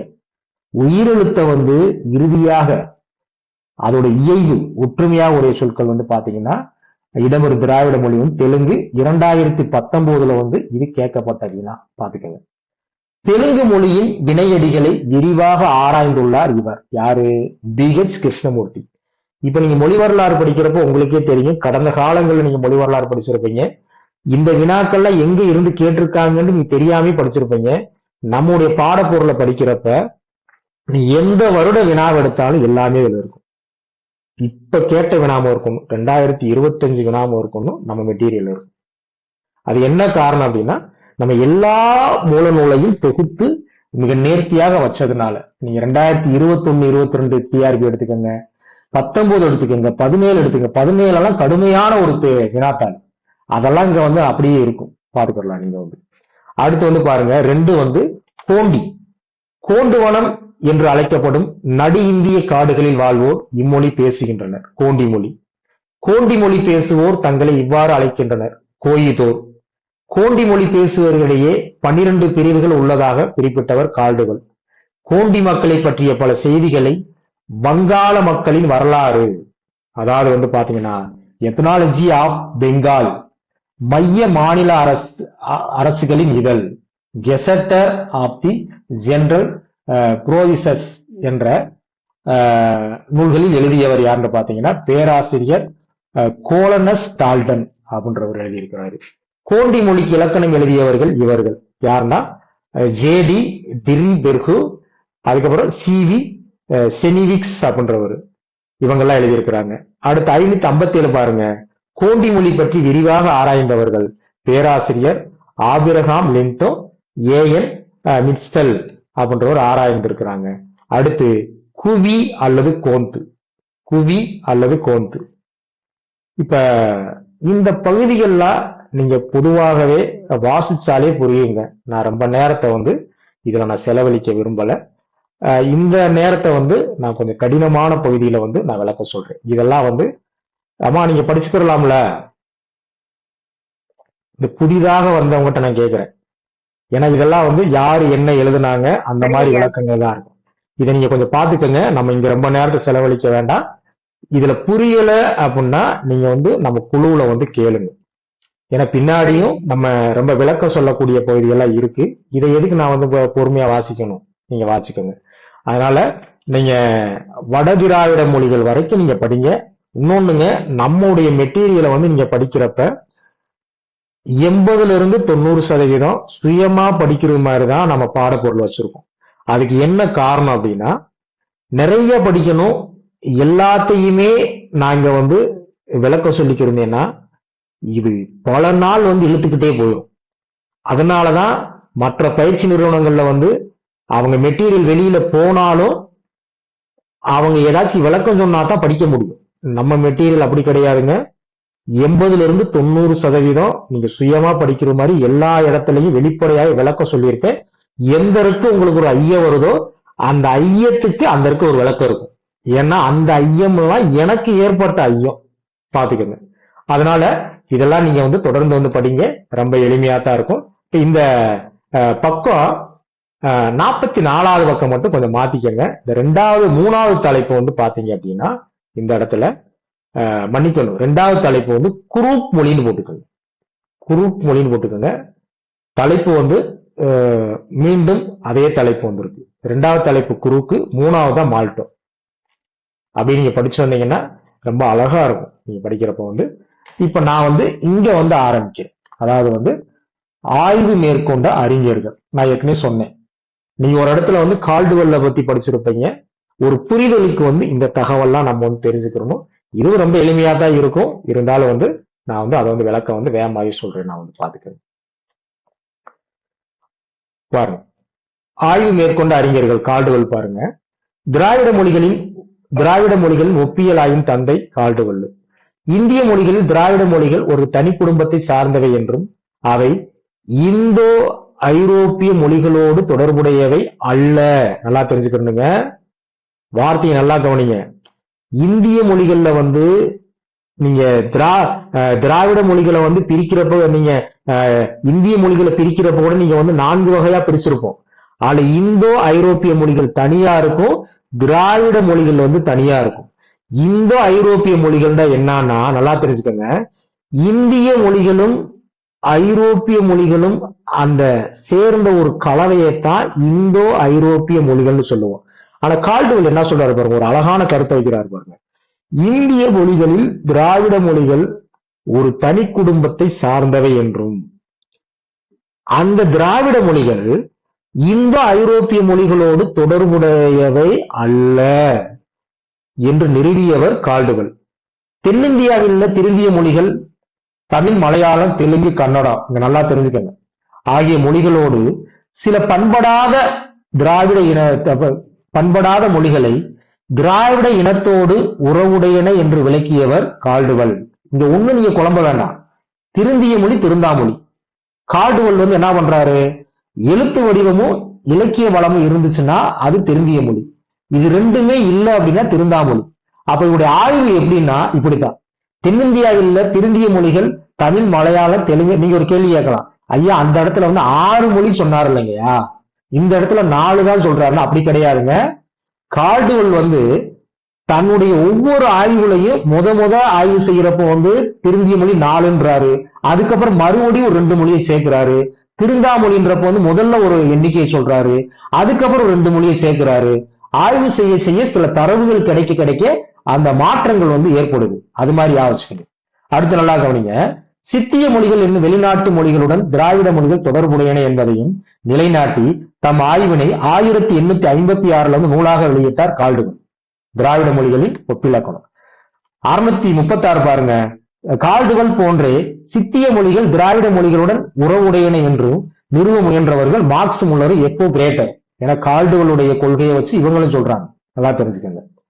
அடுத்து தமிழ், தெலுங்கு, கன்னடம், மலையாளம், துளு ஆகிய 5 மொழிகளையும் பண்பட்ட மொழிகளாகவும் தோடா, கோடா, கோண்டு, கூ என்ற 4 மொழிகளையும் பண்படாத மொழிகளாகவும் கருதினார். நல்லா கவனிச்சுக்கணுங்க. இந்த இருக்கு நீங்க வந்து குழப்பிடக்கூடாது.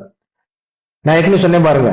அப்ப முன்னாடி 6 சொல்லி இருக்கிறாரு பண்பட்ட, அதாவது திருந்திய மொழி திருந்தா மொழி 6 சொல்றாரு. இங்க மட்டும் ஏன்னு சொல்லக்கூடாதுங்க. அவர் ஒவ்வொரு கட்டத்திலையும் ஆய்வு செய்யும் பொழுது ஒரு எண்ணிக்கை, அடுத்தடுத்த கட்டத்துல வந்து அந்த எண்ணிக்கையை வந்து கூட்டுறாரு. சரிங்களா, பாத்துக்கோங்க. பிராகி, மால்டா போன்ற மொழிகளை சுட்டி காட்டினாரை தவிர, வார்த்தை நல்லா கவனிங்க, வட திராவிட மொழி சொல்றேன் பாத்தீங்களா, பின்னாடி இடத்தை வச்சு பிரிக்கிறப்ப சுட்டி காட்டினாரை தவிர அம்மொழிகளை பற்றி சிறப்பான ஆராய்ச்சிகள் இவர் மேற்கொள்ளவில்லை. கால்டுவெல் வந்து மேற்கொள்ளல. இந்த மொழிகள்லாம் இந்த மொழி சொல்றாரு ஒழிஞ்சு மேல சொன்ன தெலுங்கு, கன்னடம், மலையாள, துளு, தோடா, கோடா இந்த மொழிகளை போல பிராயி மொழியையும் மால்டா மொழியையும் தன்னுடைய ஒப்பிலக்கணத்துல சொல்றாரு, சொல்லாம கிடையாது. ஆனா விரிவான ஒரு ஆராய்ச்சியை வந்து அவர் வந்து மேற்கொள்ளல. 639 பாருங்க, 1875 வெளியிட்ட பதிப்பில் இப்ப நான் சொன்னேன் பாருங்க, முன்ன திருந்திய மொழிகளால் குறிப்பிட்ட 5 மொழிகளோடு கொடகு மொழியையும் சேர்த்து ஆராய்ச்சிட்டாரு. திருந்தா மொழிகளோடு ராஜ்மஹால், ஒரோவன் ஆகிய மொழிகளையும் என்னது சேர்த்தார். யாரு? கால்டுவெல். இப்போ உங்களுடைய எண்ணிக்கை இப்ப சரியா வந்துருச்சா? இவ்வாறு கால்டுவெல் அவர்களால் 12 மொழிகள் திராவிட மொழிகளாக இனங்காணப்பட்டுள்ளன. கால்டுவெல் வந்து 12 மொழிகளை தான் அவர் திராவிட மொழின்னு சொல்லிட்டு போயிருக்கிறார். அடுத்து பாருங்க, டாக்டர் கால்டுவெல் ஒப்பிலக்கணம் எழுதிய காலத்தில், வார்த்தை நல்லா கவனிங்க, கால்டுவெல் ஒப்பிலக்கணம் எழுதிய காலகட்டத்தில் வந்து இந்தோ ஐரோப்பிய மொழி குடும்பம் தவிர்த்த ஏனைய மொழி குடும்பங்களின் ஒப்பியல் ஆய்வு அதிக அளவு வளர்ச்சி அடையவில்லை என குறிப்பிடுகின்றவர் ஜூல்ஸ் பிளாக் சொல்றாரு. அதாவது வந்து இந்தோ அப்படின்னா இந்திய மொழிகளும் ஐரோப்பிய மொழிகளும் ரெண்டையும் சேர்ந்ததுனால இந்தோ ஐரோப்பிய மொழி குடும்பம். இதை தவிர்த்து மற்ற மொழி குடும்பங்களை பற்றிய ஒப்பியல் ஆய்வு வந்து அதிகமாக வளர்ச்சி அடையல. யாருடைய காலகட்டத்துல? கால்டுவெல்லுடைய காலகட்டத்தில். அப்படி சொன்னவர் யாரு? Jules Bloch. பாத்துக்கணும். டாக்டர் கால்டுவெல் தனது நூலை வெளியிடுவதற்கு 4 ஆண்டுகளுக்கு முன்னர் தான் இம்மொழிகளின் இலக்கணங்கள் வெளியாகின. எந்த மொழியோட இலக்கணம்? ஸ்லாவ் மொழி, கெல்டிக் மொழி, இதெல்லாம் ஐரோப்பிய மொழிகள். நல்லா தெரிஞ்சுக்கணும். லித்வேனிய மொழியின் இலக்கணம் என்னும் நூலின் ஆசிரியர் லைசர். திருந்திய மொழிகள் என்று கால்டுவெல் குறிப்பிட்ட சில மொழிகளை தவிர, வார்த்தை நல்லா கவனிங்க, கால்டுவெல் வந்து சில மொழிகளை திருந்திய மொழிகள், அதாவது எழுத்து வடிவமும் இலக்கிய வளமும் இருக்கக்கூடிய சில திருந்திய மொழிகள் என்று கால்டுவெல் குறிப்பிட்ட சில மொழிகளை தவிர ஏனைய மொழிகளை ஆய்வதற்குரிய வாய்ப்புகளும் சான்றுகளும் கால்டுவெல் காலத்துல குறைவாகவே இருந்தன.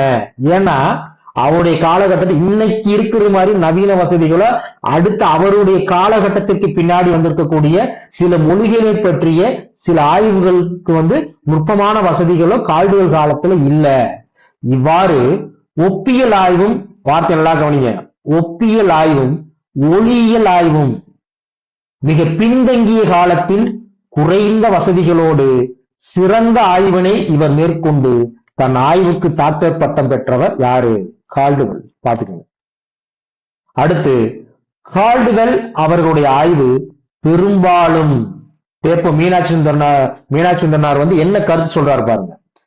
ஏன்னா அழகா ஒண்ணு சொல்லுவாங்க, ஒரு கிரிட்டிசிசம், அதாவது திறனாய்வாளன்.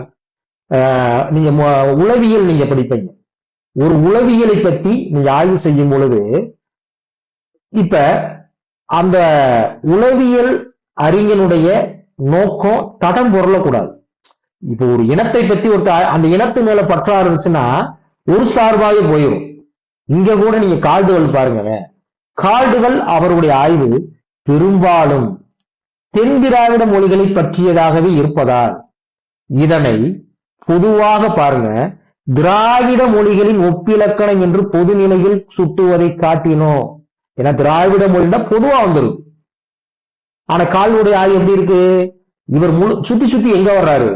அவருடைய ஆய்வு ஆர்வம் எல்லாமே வந்து தென் திராவிட மொழிகளை பற்றியே இருக்கிறதுனால நல்லா கவனிங்க. அப்ப திராவிட மொழிகள் ஒப்பிலக்கணம் என்று பொதுநிலையில் சுட்டுவதை காட்டிலும் தென் திராவிட மொழிகளின் ஒப்பிலக்கணம் என்று அழைப்பதை பொருந்தும் என்றவர் டாக்டர் தேப்போ மீனாட்சி சுந்தரனார் அவருடைய மொழி வரலாறு நூல்ல இந்த கருத்தை சொல்லி இருக்கிறாரு.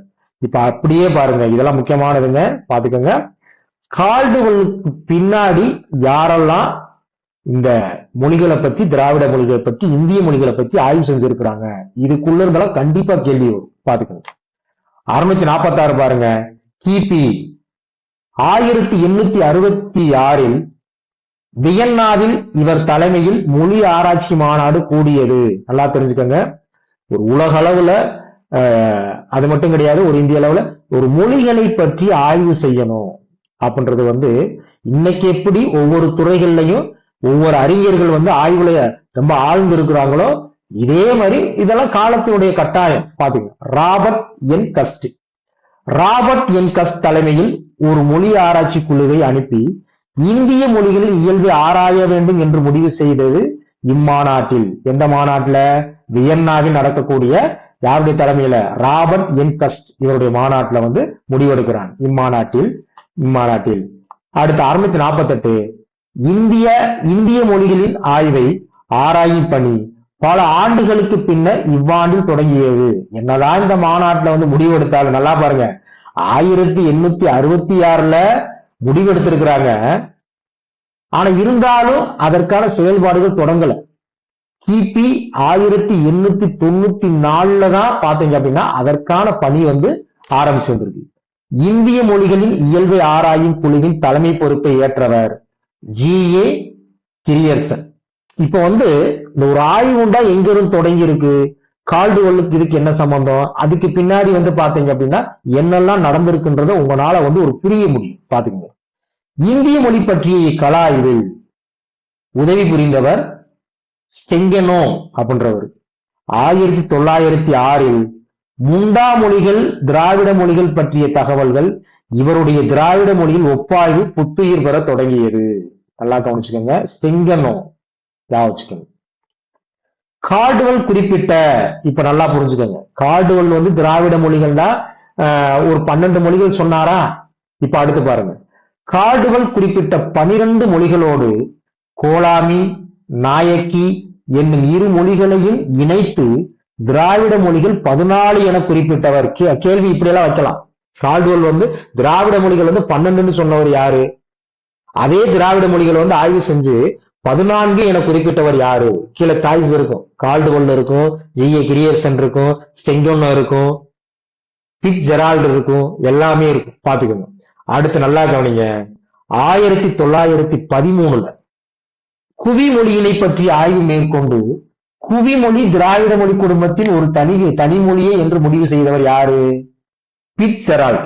அப்படியே பாருங்க, இப்ப எப்படி திராவிட மொழிகள் ஒவ்வொன்றும் திராவிட மொழி எப்படி உள்ள ஆய்வுகள் வருதுன்னு பாருங்க. அடுத்து பாருங்க, 1964 திராவிட மொழிகளின் இலக்கண அமைப்பு. நல்லா திராவிட மொழி ஒப்பாய்வு, திராவிட மொழி ஒப்பு இலக்கணம், திராவிட மொழி இலக்கண அமைப்பு. கிட்டத்தட்ட ஒரு சில நூல்கள்ல ஒரே மாதிரி இருக்கும். இப்ப அந்த மாதிரி நூல்கள்லாம் நம்ம குறிச்சு வச்சுக்கிறோம். ஏன்னா அப்படி கேட்கிறப்பதான் நமக்கு ஒரு குழப்பம் ஏற்படும். நல்லா தெரிஞ்சுக்கணும். அடுத்து பாருங்க, என்னும் நூலை பிரெஞ்சு மொழியில் எழுதி வெளியிட்டவர் ஜூல்ஸ் பிளாக். இவரை யூஸ் பிளாக்னு சொல்லுவாங்க. திராவிட மொழிகள் பற்றிய ஜூல்ஸ் பிளாக் கொள்கைகள் பற்றி பலவற்றை மறுக்கின்றவர் யாருன்னு பாத்தீங்கன்னா பர்ரோ.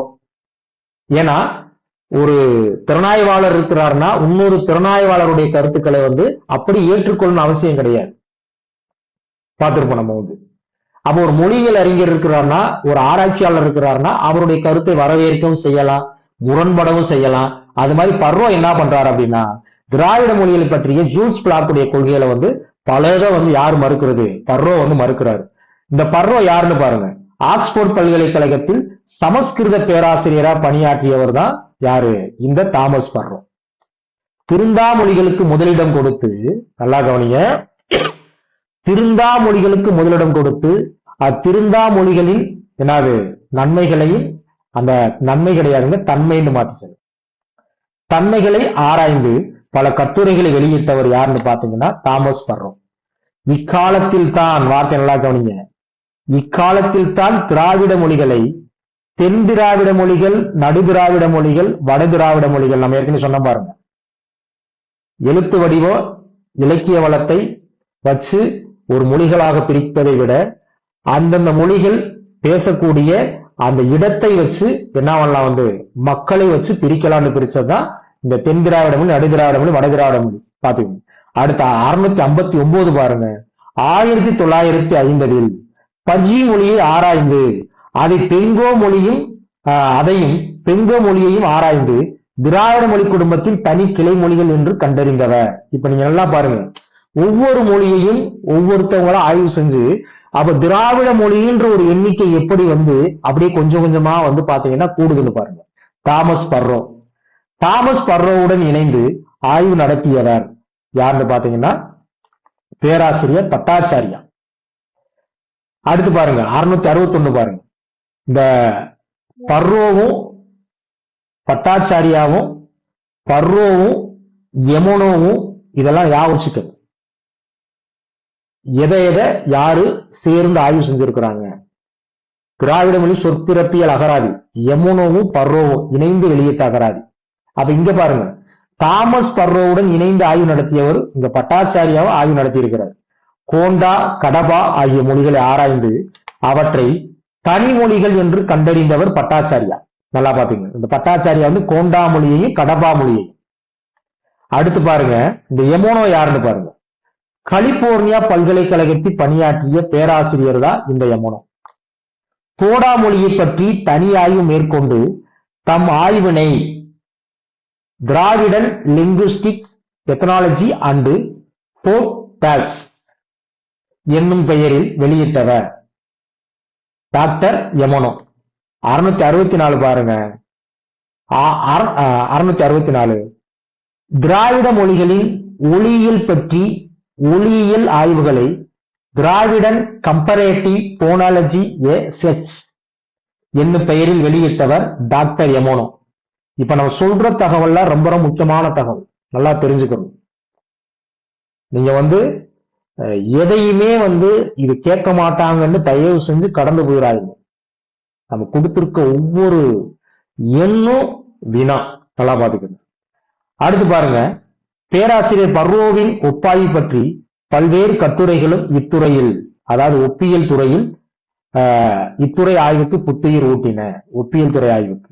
அடுத்து திராவிட மொழிகளின் அடிச்சொல் அகராதி, இதை வந்து 2022 போட்டுங்க. பிஜிடிஆர்பில 2022-19 ஆய்வுகள்ல அதை பாத்துக்கணும். இது ஏற்கனவே பார்த்திருக்கோம். அடுத்து பாருங்க, திருவனந்தபுரம் மகாராஜா கல்லூரியின் ஆங்கில பேராசிரியரான இவர் ஒப்பியல் துறையில் குறைவான வசதிகளோடு நிறைவான ஆய்வுகள் பலவற்றை செய்துள்ளார். இப்ப இந்த எல் வி ராமசாமி ஐயர் யாருன்னு சொன்னேன். இவர் கேரள திருவனந்தபுரம் மகாராஜா கல்லூரியில் இருக்கிற ஆங்கில பேராசிரியர். இவரும் ஒப்பியல் துறையில வந்து குறைவான வசதிகளும் நிறைவான ஆய்வுகள் செஞ்சிருக்கிறார். அடுத்து பாருங்க, உஸ்மானியா பல்கலைக்கழகத்தின் பேராசிரியர் தான் இந்த BH கிருஷ்ணமூர்த்தி மற்றும் டாக்டர் PS சுப்பிரமணியம் என்பவர் ஒப்பாய்வு துறையில் சிறப்பாக குறிப்பிடத்தகுந்தோர் ஆவர். திராவிட மொழிகளின் வினை சொற்கள் பற்றி விரிவான ஆய்வினை மேற்கொண்டவர் தான் யாருன்னா டாக்டர் PL சுப்பிரமணியம். இந்த PS சுப்பிரமணியம் தான் பாத்துக்கோங்க. PS இந்த இருக்கு, PL இதை கொஞ்சம் செக் பண்ணிக்கோங்க, பாத்துக்கிறோம்.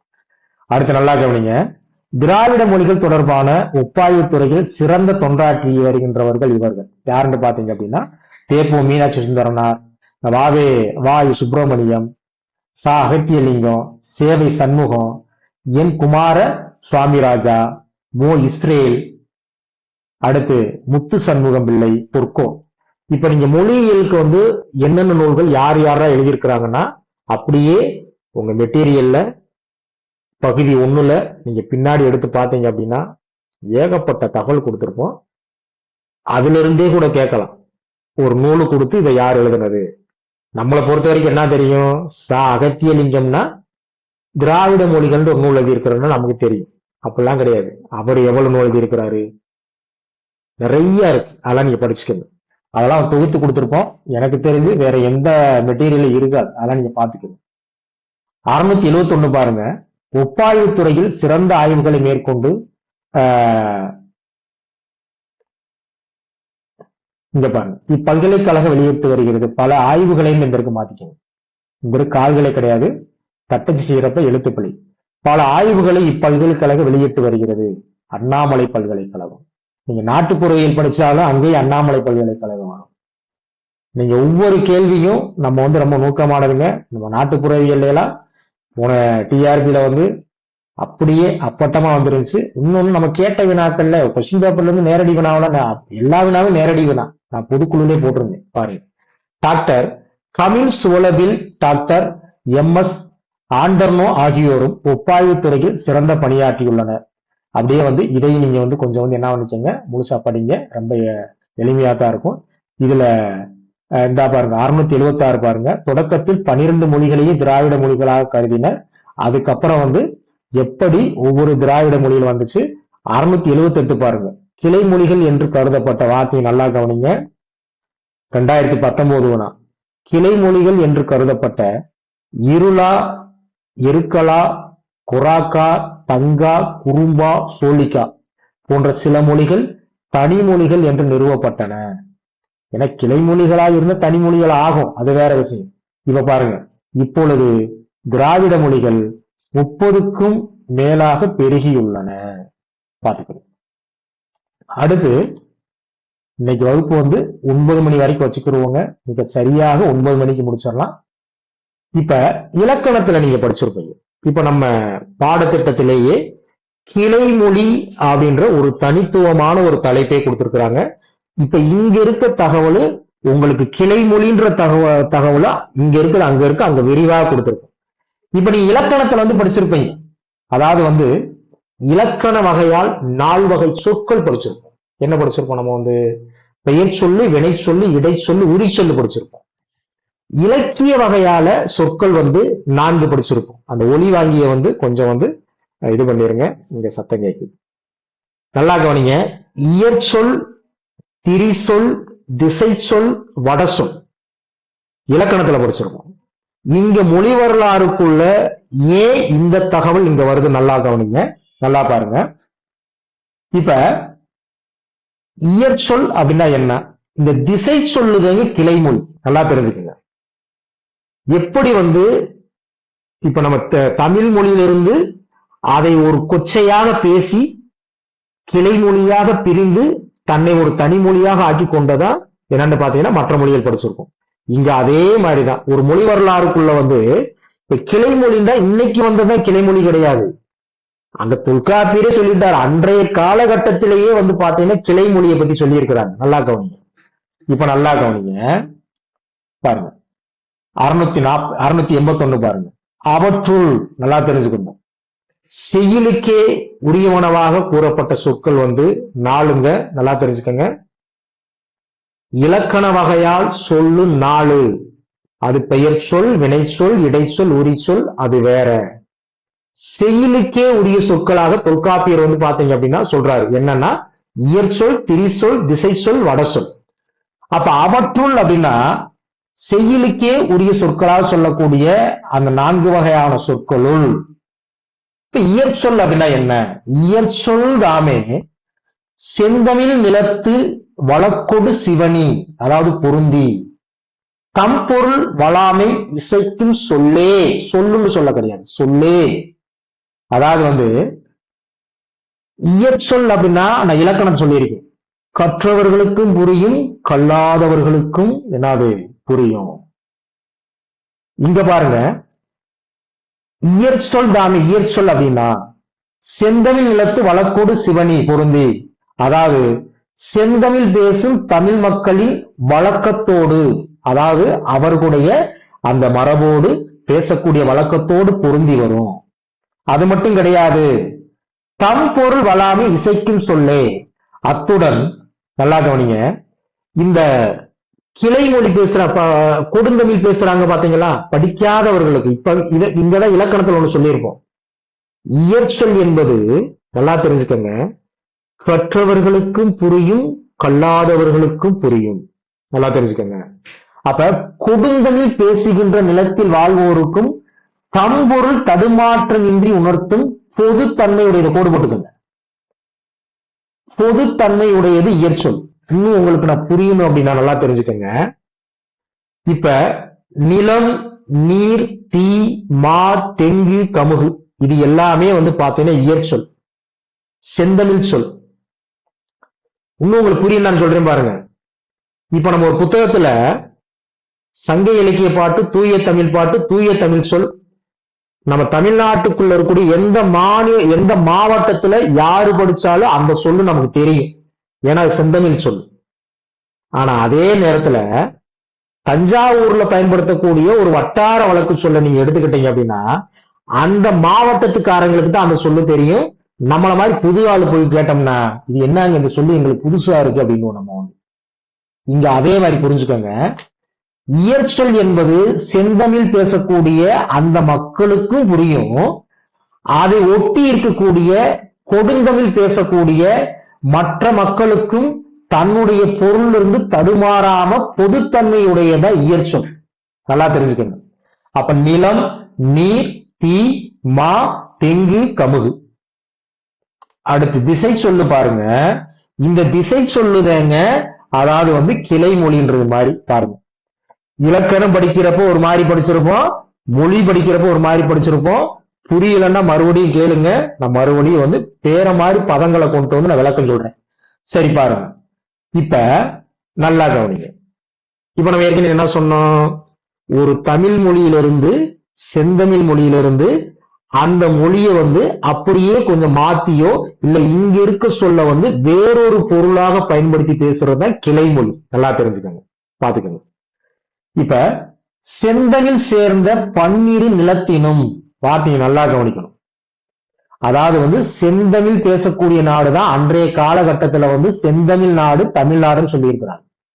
அப்ப செந்தமிழ் வழங்கும் தமிழ்நாட்டை சார்ந்த வார்த்தை நல்லா கவனிங்க. செந்தமிழ் பேசக்கூடிய அந்த தமிழ்நாட்டை சுத்தி 12 நாடுகள் இருக்கு. இவைதான் கொடுந்தமிழ் நாடு. தமிழை வந்து சற்று திரித்தோ இல்ல இங்க இருக்கக்கூடிய ஒரு தூய தமிழை வேறொரு பொருளாக திரித்து பேசக்கூடியதா இந்த கொடுந்தமிழ் நாடு. இந்த 12 நிலத்தினும் வார்த்தை எடுத்து பாருங்க. இந்த வரியையும் இந்த வரியையும் ஒப்பிடணும். இங்க 3வது வரியையும் இங்க 2வது வரியையும். செந்தமிழ் சொல்லு வந்து தன்னுடைய பொருளிலிருந்து மாறுபடாது. அது செந்தமிழ் பேசுறவங்களுக்கும் கொடுந்தமிழ் பேசுறவங்களுக்கும் புரியும். தன்னுடைய பொருளிலிருந்து தடுமாற்றம் வராது. அது அதே பொருளைத்தான் தரும். உதாரணத்துக்கு இங்கேயே சொல்றேன் பாருங்க. செந்தமிழ் பேசுறவங்களுக்கு நிலம் தான் நிலம் தான், நீர் தான் நீர் தான், தீண்டா நெருப்பு தான், மாண்டா விலங்கு தான் பெரியதான், தெங்குண்டா தென்னை மரம் தான், கமுகுண்டா பாக்கு மரம் தான். ஆனா அதே நேரத்துல இங்க பாருங்க, திசை சொல்லுல பாத்தீங்கன்னா தம் குறிப்பினரே திசை சொற்கிளவி. நல்லா கவனிங்க. செந்தமிழ் வழங்கும் தமிழ்நாட்டை சார்ந்த அந்த நாடுகள் 12. அந்த 12 நாடுகளில் வாழும் மக்களுக்கு மட்டுமே பொருள் விளங்குமாறு. அப்ப தம் குறிப்பினரே திசை சொற்கிளவி. அந்த திசை சொல்றது, அந்த கொடுந்தமிழ் சொல்றது, கிளைமொழி சொல்லுன்றது அந்த கொடுந்தமிழ் பேசக்கூடிய மக்களுக்கு மட்டும், அவங்களுக்கு மட்டும்தான் புரியும். உதாரணத்துக்கு நம்ம வந்து படிச்சிருப்போம், நம்ம வந்து அருவா நாடு, அருவா வடதலை நாடு, கூலி நாடு இப்பெல்லாம் படிச்சிருக்கோம். நல்லா கவனிங்க. இவங்க வந்து இந்த சொல்ல இந்த வார்த்தையா பயன்படுத்துவாங்க. தோழிய வந்து அவங்க வந்து பாத்தீங்கன்னா தோழனை வந்து எழுவன்னு சொல்லுவாங்க. தோழன் அப்படின்னா நம்ம செந்தமிழ் சொற்கள்ல அது என்னன்னு தெரியும். இங்க பாருங்க, ஒவ்வொன்றையும் படிச்சு வர்ற பார்த்தா உங்களுக்கு புரியும். இப்ப இந்த இருக்கு ஒரு முக்கியமானது பாருங்க. அப்ப தம் குறிப்பினவே திசை சொற்கிளவி. அந்த 12 நாடுகளில் வாழும் மக்களுக்கு மட்டுமே பொருள் வழங்குமாறு பொதுத்தன்மை இன்றி. இங்க வந்து பாத்தீங்கன்னா பொதுத்தன்மையோடு அப்படின்னு படிச்சிருப்போம். வழங்கும் சொற்கள் தான் திசை சொற்கள். இதெல்லாம் நீங்க புரிஞ்சாதான் நீங்க கிளை மொழினா என்னான்னு புரிய முடியும். நேர போய் கிளை மொழி நீ படிச்சீங்கன்னா புரியாதாங்க. பாத்துக்கணும். அடுத்து பாருங்க, இப்ப நல்லா கவனிங்க. ஆ அப்படின்னா செந்தமிழ் சொல். இன்னைக்கு நம்ம எங்கேயும் போகணும். ஆண்டா என்னது உங்ககிட்ட கேட்கிறேன். ஆண்டா என்னதுங்க? இலக்கியத்துல பாசு. எருமண்டா என்னதுங்க? எருமண்டா எரும மாடு, அவ்வளவுதான். ஆனா அதே நேரத்துல இந்த ஆவையும் எருமையும் செந்தமிழ் சொல்லு. அந்த செந்தமிழ் நாட்டை சுத்தி இருக்கக்கூடிய தென்பாண்டி நாட்டார், 12 நாடுகள்ல ஒரு நாடு தென்பாண்டி நாடு. பாண்டிய நாட்டுக்கு தெற்கு இருக்கு. அந்த செந்தமிழ் அண்ணா ஒண்ணும் கிடையாது. பாண்டிய நாடுதான் செந்தமிழ் பேசக்கூடிய நாடு. சரிங்களா? அந்த பாண்டிய நாட்டுக்கு தெற்கு இருக்கக்கூடிய 12 நாடுகள்ல ஒரு நாடுதான் தென்பாண்டி நாடு. இப்ப அந்த ஆவையும் எருமையையும் இந்த தென்பாண்டி நாட்டார் வந்து என்ன சொல்லுவாங்கன்னா பசுன்னு சொல்ல மாட்டாங்களாம், எருமையை எருமன்னு சொல்ல மாட்டாங்களாம். அவங்க ஒரு பேர்ல சொல்லுவாங்க. என்னது? பெற்றம். இப்ப இந்த பெற்றம்ன்றது தென்பாடி நாட்டுக்காரனுக்கு தான் பெற்றம் தான் என்னன்னு தெரியும். அப்ப அந்த பெற்றத்துக்கு என்னடா அர்த்தம் அப்படின்னா அதை நம்ம சொல்லுவோம். பெற்றம் தான் நாங்க வந்து பசு அப்படின்னு நாங்க சொல்லுவோம். அடப்பாவிகளா, எங்க செந்தமிழ்ல இருக்கு ஒரு சொல்லு இருக்குடா, எருமை. அது அங்க. இங்க வந்து நாங்க வந்து எங்க வழக்குல வந்து நாங்க பெற்றம்னு தான் சொல்லுவோம். பாத்துக்கணும். புரிஞ்சிருக்குன்னு நினைக்கிறேன். இது 2025 கேள்வி கிடையாதுங்க. நீங்க கொஞ்சம் அடிச்சிருங்க, நான் கொஞ்சம் மாத்தி போட்டுட்டேன். சரிங்களா? ஏன்னா வந்து பாண்டியில் அப்படின்னு ஒரு கொஸ்டின் கேட்டிருந்தாங்க. அதுவும் நம்ம மெட்டீரியல்ல இருக்கு. சரி பாருங்க. இவ்வாறு நல்லா கவனிங்க, இவ்வாறு தொல்காப்பியனார் கூறுவனவற்றில் செந்தமிழ் நிலம் என்றும் செந்தமிழ் சேர்ந்த பன்னிரு நிலம் என்றும் பகுத்த பாகுபாட்டை பண்டைய காலத்திலேயே இருந்தமை அறியப்படும். பிற்காலத்தார் செந்தமிழ் நிலம் கொடுந்தமிழ் நிலம் எவை எவை என பகுத்தன. நல்லா கவனிக்கணும். இப்ப ஒரு காலகட்டத்துல இயல்பாகவே ஒண்ணு இருக்குன்னா அதை குறிப்பிட்டு சொல்ல மாட்டாங்க. இப்ப தொல்காப்பியரா இருக்கட்டும், தொல்காப்பியத்தை பின்பற்றி சொல்லக்கூடிய நன்னூலாரா இருக்கட்டும், அவங்க செந்தமிழ் நாடு கொடுந்தமிழ் நாடுன்ற வார்த்தையைத்தான் பயன்படுத்தி இருக்கிறாங்க. ஆனா செந்தமிழ் நாடு செந்தமிழ் நாடு எது கொடுந்தமிழ் நாடுன்றது சொல்லல. அதை பின்பற்றி எழுதிய நன்னூலாரும் சொல்லல. ஆனா அதற்கு பின்னாடி வந்த உரையாசிரியர்கள் அடுத்து வரக்கூடிய சந்ததியினருக்கு புரியணுன்றக்காண்டி அவங்க என்ன பண்றாங்க, இதையெல்லாம் என்னது கொடுந்தமிழ் நாடுகள் பன்னிரு நாடுகள் அப்படின்னு சொல்லி இருக்கிறாங்க. இதெல்லாம் முக்கியமானது பாத்துக்கோங்க. பிற்காலத்தார் செந்தமிழ் நிலம் செந்தமிழ் நிலம் கொடுந்தமிழ் நிலம் எவை எவை என பகுத்தன. தொல்காப்பியர் இந்நூற்பாவில் செந்தமிழ் நாடு எது என்றோ கொடுந்தமிழ் நாடுகள் எவை என்றோ கூறவில்லை. இவை அவர் காலத்தில் கற்றறிந்த பலரும் அறிந்த ஒன்றாக இருந்ததுனால இதுதான் அப்படின்னு என்ன பண்ணல, சொல்லல. நல்லா தெரிஞ்சுக்கங்க. நம்ம திருக்குறளை கூட சொல்லுவாங்க, ஐயோ திருக்குறள்ல தமிழ்ன்ற சொல்லே பயன்படுத்தலைங்க, திருவள்ளுவர் ஒரு தமிழ் பற்றாளரா அப்படின்னு எல்லாம் சொல்லுவாங்க. ஏங்க தமிழ்ன்றது அந்த காலகட்டத்துல தமிழ் அன்றைய மக்களுடைய உயிரோடு உயிராக மூச்சோடு மூச்சாக ரத்தத்தோடு ரத்தமாக கலந்ததுனால அவங்க தனிப்பட்ட அந்த வார்த்தையை அவங்க பயன்படுத்தல. பாத்துக்கலாம். இடைக்காலத்தில் நன்னூலாரும், அதாவது கிபி 13ஆம் நூற்றாண்டு, தொல்காப்பியரின் அடியொற்றி கூறும் நாடுகள் அந்த 12 நாடுகள் எவை எவை என்று சொல்லல. ஆனால் நன்னூலாரும் அந்நாடுகள் எவை என்று கூறவில்லை. அடுத்து பாருங்க, ஒரு வெண்பா பாட்டு ஒரு பழமையான ஒரு பாட்டு கிடைக்குது. அந்த பாட்டுலதான் அதாவது இந்த 12 நாடுகள் என்னென்னு சொல்றாங்க. அந்த குறிச்சுக்கங்க. தென்பாண்டி நாடு 1, குட்டநாடு 2, குடம் நாடு 3, கற்கா நாடு 4, வேல் நாடு 5, பூலி நாடு 6, பன்றி நாடு 7, அருவா நாடு 8. நல்லா கவனிங்க. அதன் வடக்கு அப்படின்னா அருவா நாட்டுக்கு வடக்க அருவா வடதலை நாடு. பாத்துக்கணும். மொத்தம் எத்தனை வருது பாருங்க, 8. அடுத்து 9 நினைக்கிறேன். சீத நாடு, சீத நாடு பாத்தீங்கன்னா 10. மலாடுண்டாலும் மலைமான் நாடுண்டாலும் 1தான், 11. புனல் நாடு 12. செந்தமிழ் சேர் ஏதமிழ் பன்னிரு நாட்டு எண். இதுதான் செந்தமிழ் நாட்டை சுத்தி இருக்கக்கூடிய, அதாவது செந்தமிழ் நாடுன்னா பாண்டிய நாடை காட்டுறாங்க. இந்த பாண்டிய நாட்டை சுத்தி இருக்கிறத எல்லாமே இங்க என்னது பாத்துக்கணும். ஏதமிழ் பன்னிரு நாட்டு எண். ஏதம்னா குற்றம், எந்த ஒரு குற்றம் இல்லாத இந்த 12 நாடுகளாக எண்ணிக்கையா என்ன பண்ணுவாங்களாம், சொல்லுவாங்களாம். இந்த விளக்கம் எல்லாம் நம்ம கீழே பாருங்க. என் வெண்பா பாடல் கொடுந்தமிழ் நிலம் 12ஐயும் விளக்குகின்றது. நல்லா கவனிங்க. நுணுக்கமான கருத்துக்கள்லாம் உள்ள இருக்கும். உரையாசிரியருடைய வேலையே என்ன அப்படின்னா, இவர் சொன்னது இவர் சொல்லி இருக்க மாட்டாரு, இவர் சொன்னது இவர் சொல்லி இருக்க மாட்டாரு. அந்த மாதிரி இருக்கிறப்ப கொஞ்சம் கவனமா இருந்துக்கோங்க. அடுத்து பாருங்க. இடைக்காலத்தில் தொல்காப்பியத்திற்கு உரை எழுதிய இளம்பூரணர், சேனாவரையர், நச்சினார்க்கினியர், தெய்வ சிலையார் ஆகியோரும் நன்னூலுக்கு உரை எழுதிய மயிலைநாதர், சங்கர நமச்சிவாயர் ஆகியோரும் கொடுந்தமிழ் நாடுகள் எவை என குறிப்பிடுகின்றன. நன்னூலாரும் சொல்லல, தொல்காப்பியரும் சொல்லல. தொல்காப்பியத்திற்கும் நன்னூலுக்கு உரை எழுதிய உரையாசிரியர்கள் என்னன்னு சொல்லியிருக்கிறாங்க. இப்ப சேனாவரையர், தொல்காப்பியத்திற்கு உரை எழுதிய சேனாவரையர் செந்தமிழ் நிலத்திற்கு கூறும் எல்லை பாருங்க. வைகை ஆற்றின் வடக்கும், வைகை ஆற்றினுடைய வடக்கும், மருத ஆற்றின் தெற்கும், கருவூரின் கிழக்கும், மருவூரின் மேற்கும் என்கிறார் சேனாவரையர். செந்தமிழ் நாடுனா என்னன்னு பாத்துக்கோங்க. அப்ப இதை சுற்றி இருக்கக்கூடிய, இதற்கு இடையில் இருக்கக்கூடிய பகுதியைத்தான் செந்தமிழ் நாடு. அடுத்து நல்லா கவனிங்க. இளம்பூரணர், நச்சினார்க்கினியர், மயிலைநாதர் மேல சொன்ன சேனாவரையருடைய கருத்தை இவங்க அப்படியே ஏத்துக்கிறாங்க. அடுத்து நல்லா கவனிங்க. செந்தமிழ் நாடு என்பதை சங்கம் வைத்து தமிழ் வளர்த்த மதுரையை சூழ்ந்துள்ள பாண்டிய நாடு என்று கூறியவர் நன்னூலுக்கு உரை எழுதிய சங்கர நமச்சிவாயர். வார்த்தை நல்லா கவனிச்சுக்கோங்க. இப்ப அடுத்து நல்லா கவனிங்க. பொங்கர் நாடு, ஒளி நாடு, இதெல்லாம் எண்கள் போட்டுக்கோங்க, நம்பர் போட்டுக்கோங்க. பொங்கர் நாடு, ஒளி நாடு, தென்பாண்டி நாடு, குட்டநாடு, குடநாடு, பன்றி நாடு, கற்கா நாடு, சீத நாடு, களிநாடு, மலைநாடு, அருவா நாடு, அருவா வடகலை நாடு என 12 நிலத்தை குறிப்பிடுகின்றார் சேனாவரையர். யாரு? தொல்காப்பி உரையாசிரியர். நீங்க நல்லா கவனிக்கணும்.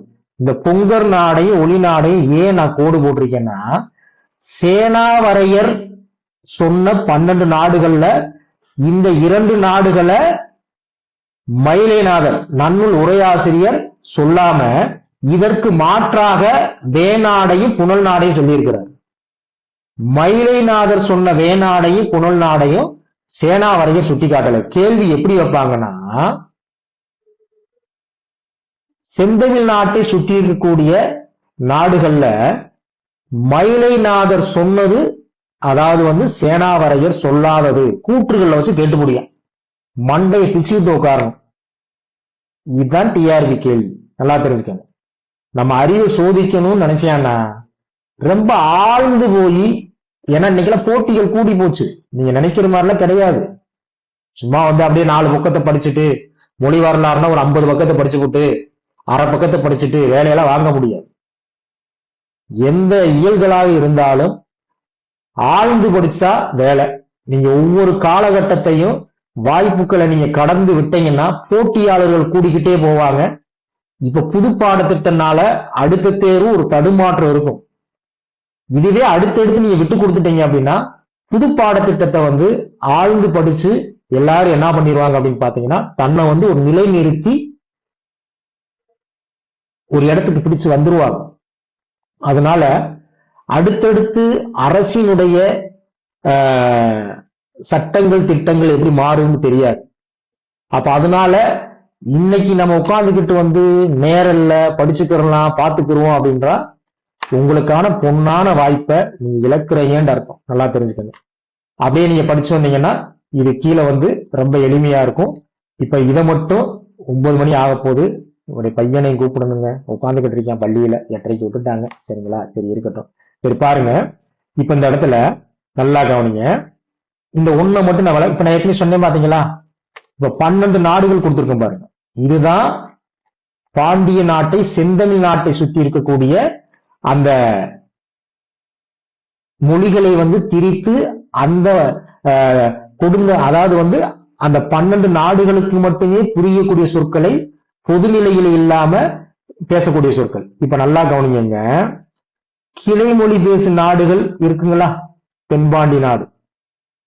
இத தேப்போ மீனாட்சி சுந்தரனார் அன்றைய காலகட்டத்துல வேற மாதிரி சொல்லி இருக்கிறாங்க. இன்னைக்கு தென்பாண்டி நாடுன்னா என்னன்னு நமக்கே ஒரு ஐயம் ஏற்படும். திருநெல்வேலியுடைய தெற்கு பகுதி தான் இந்த தென்பாண்டி நாடு. இப்ப நல்லா கவனிங்க. கிளைமொழி அல்லது திசை சொல், இது இங்க ஒரு அட்டவணை தான் கொடுத்திருக்கோம். கிளைமொழியை பத்தி தனித்துவமா நம்ம பின்னாடி புதிய பாடப்பொருள் அது கொடுத்திருக்கோம். அது வேற. இங்க நல்லா கவனிங்க. பொதுமொழி அல்லது செந்தமிழ் சொல். இப்ப நல்லா கவனிங்க. செந்தமிழ் நாட்டுல எருமை சோறு, இதற்கு என்ன பொருள் அப்படின்னா, ஆண்டா பசு, எருமைண்டா எருமை, சோறுண்டா உணவு தான். நல்லா தெரிஞ்சுக்கங்க.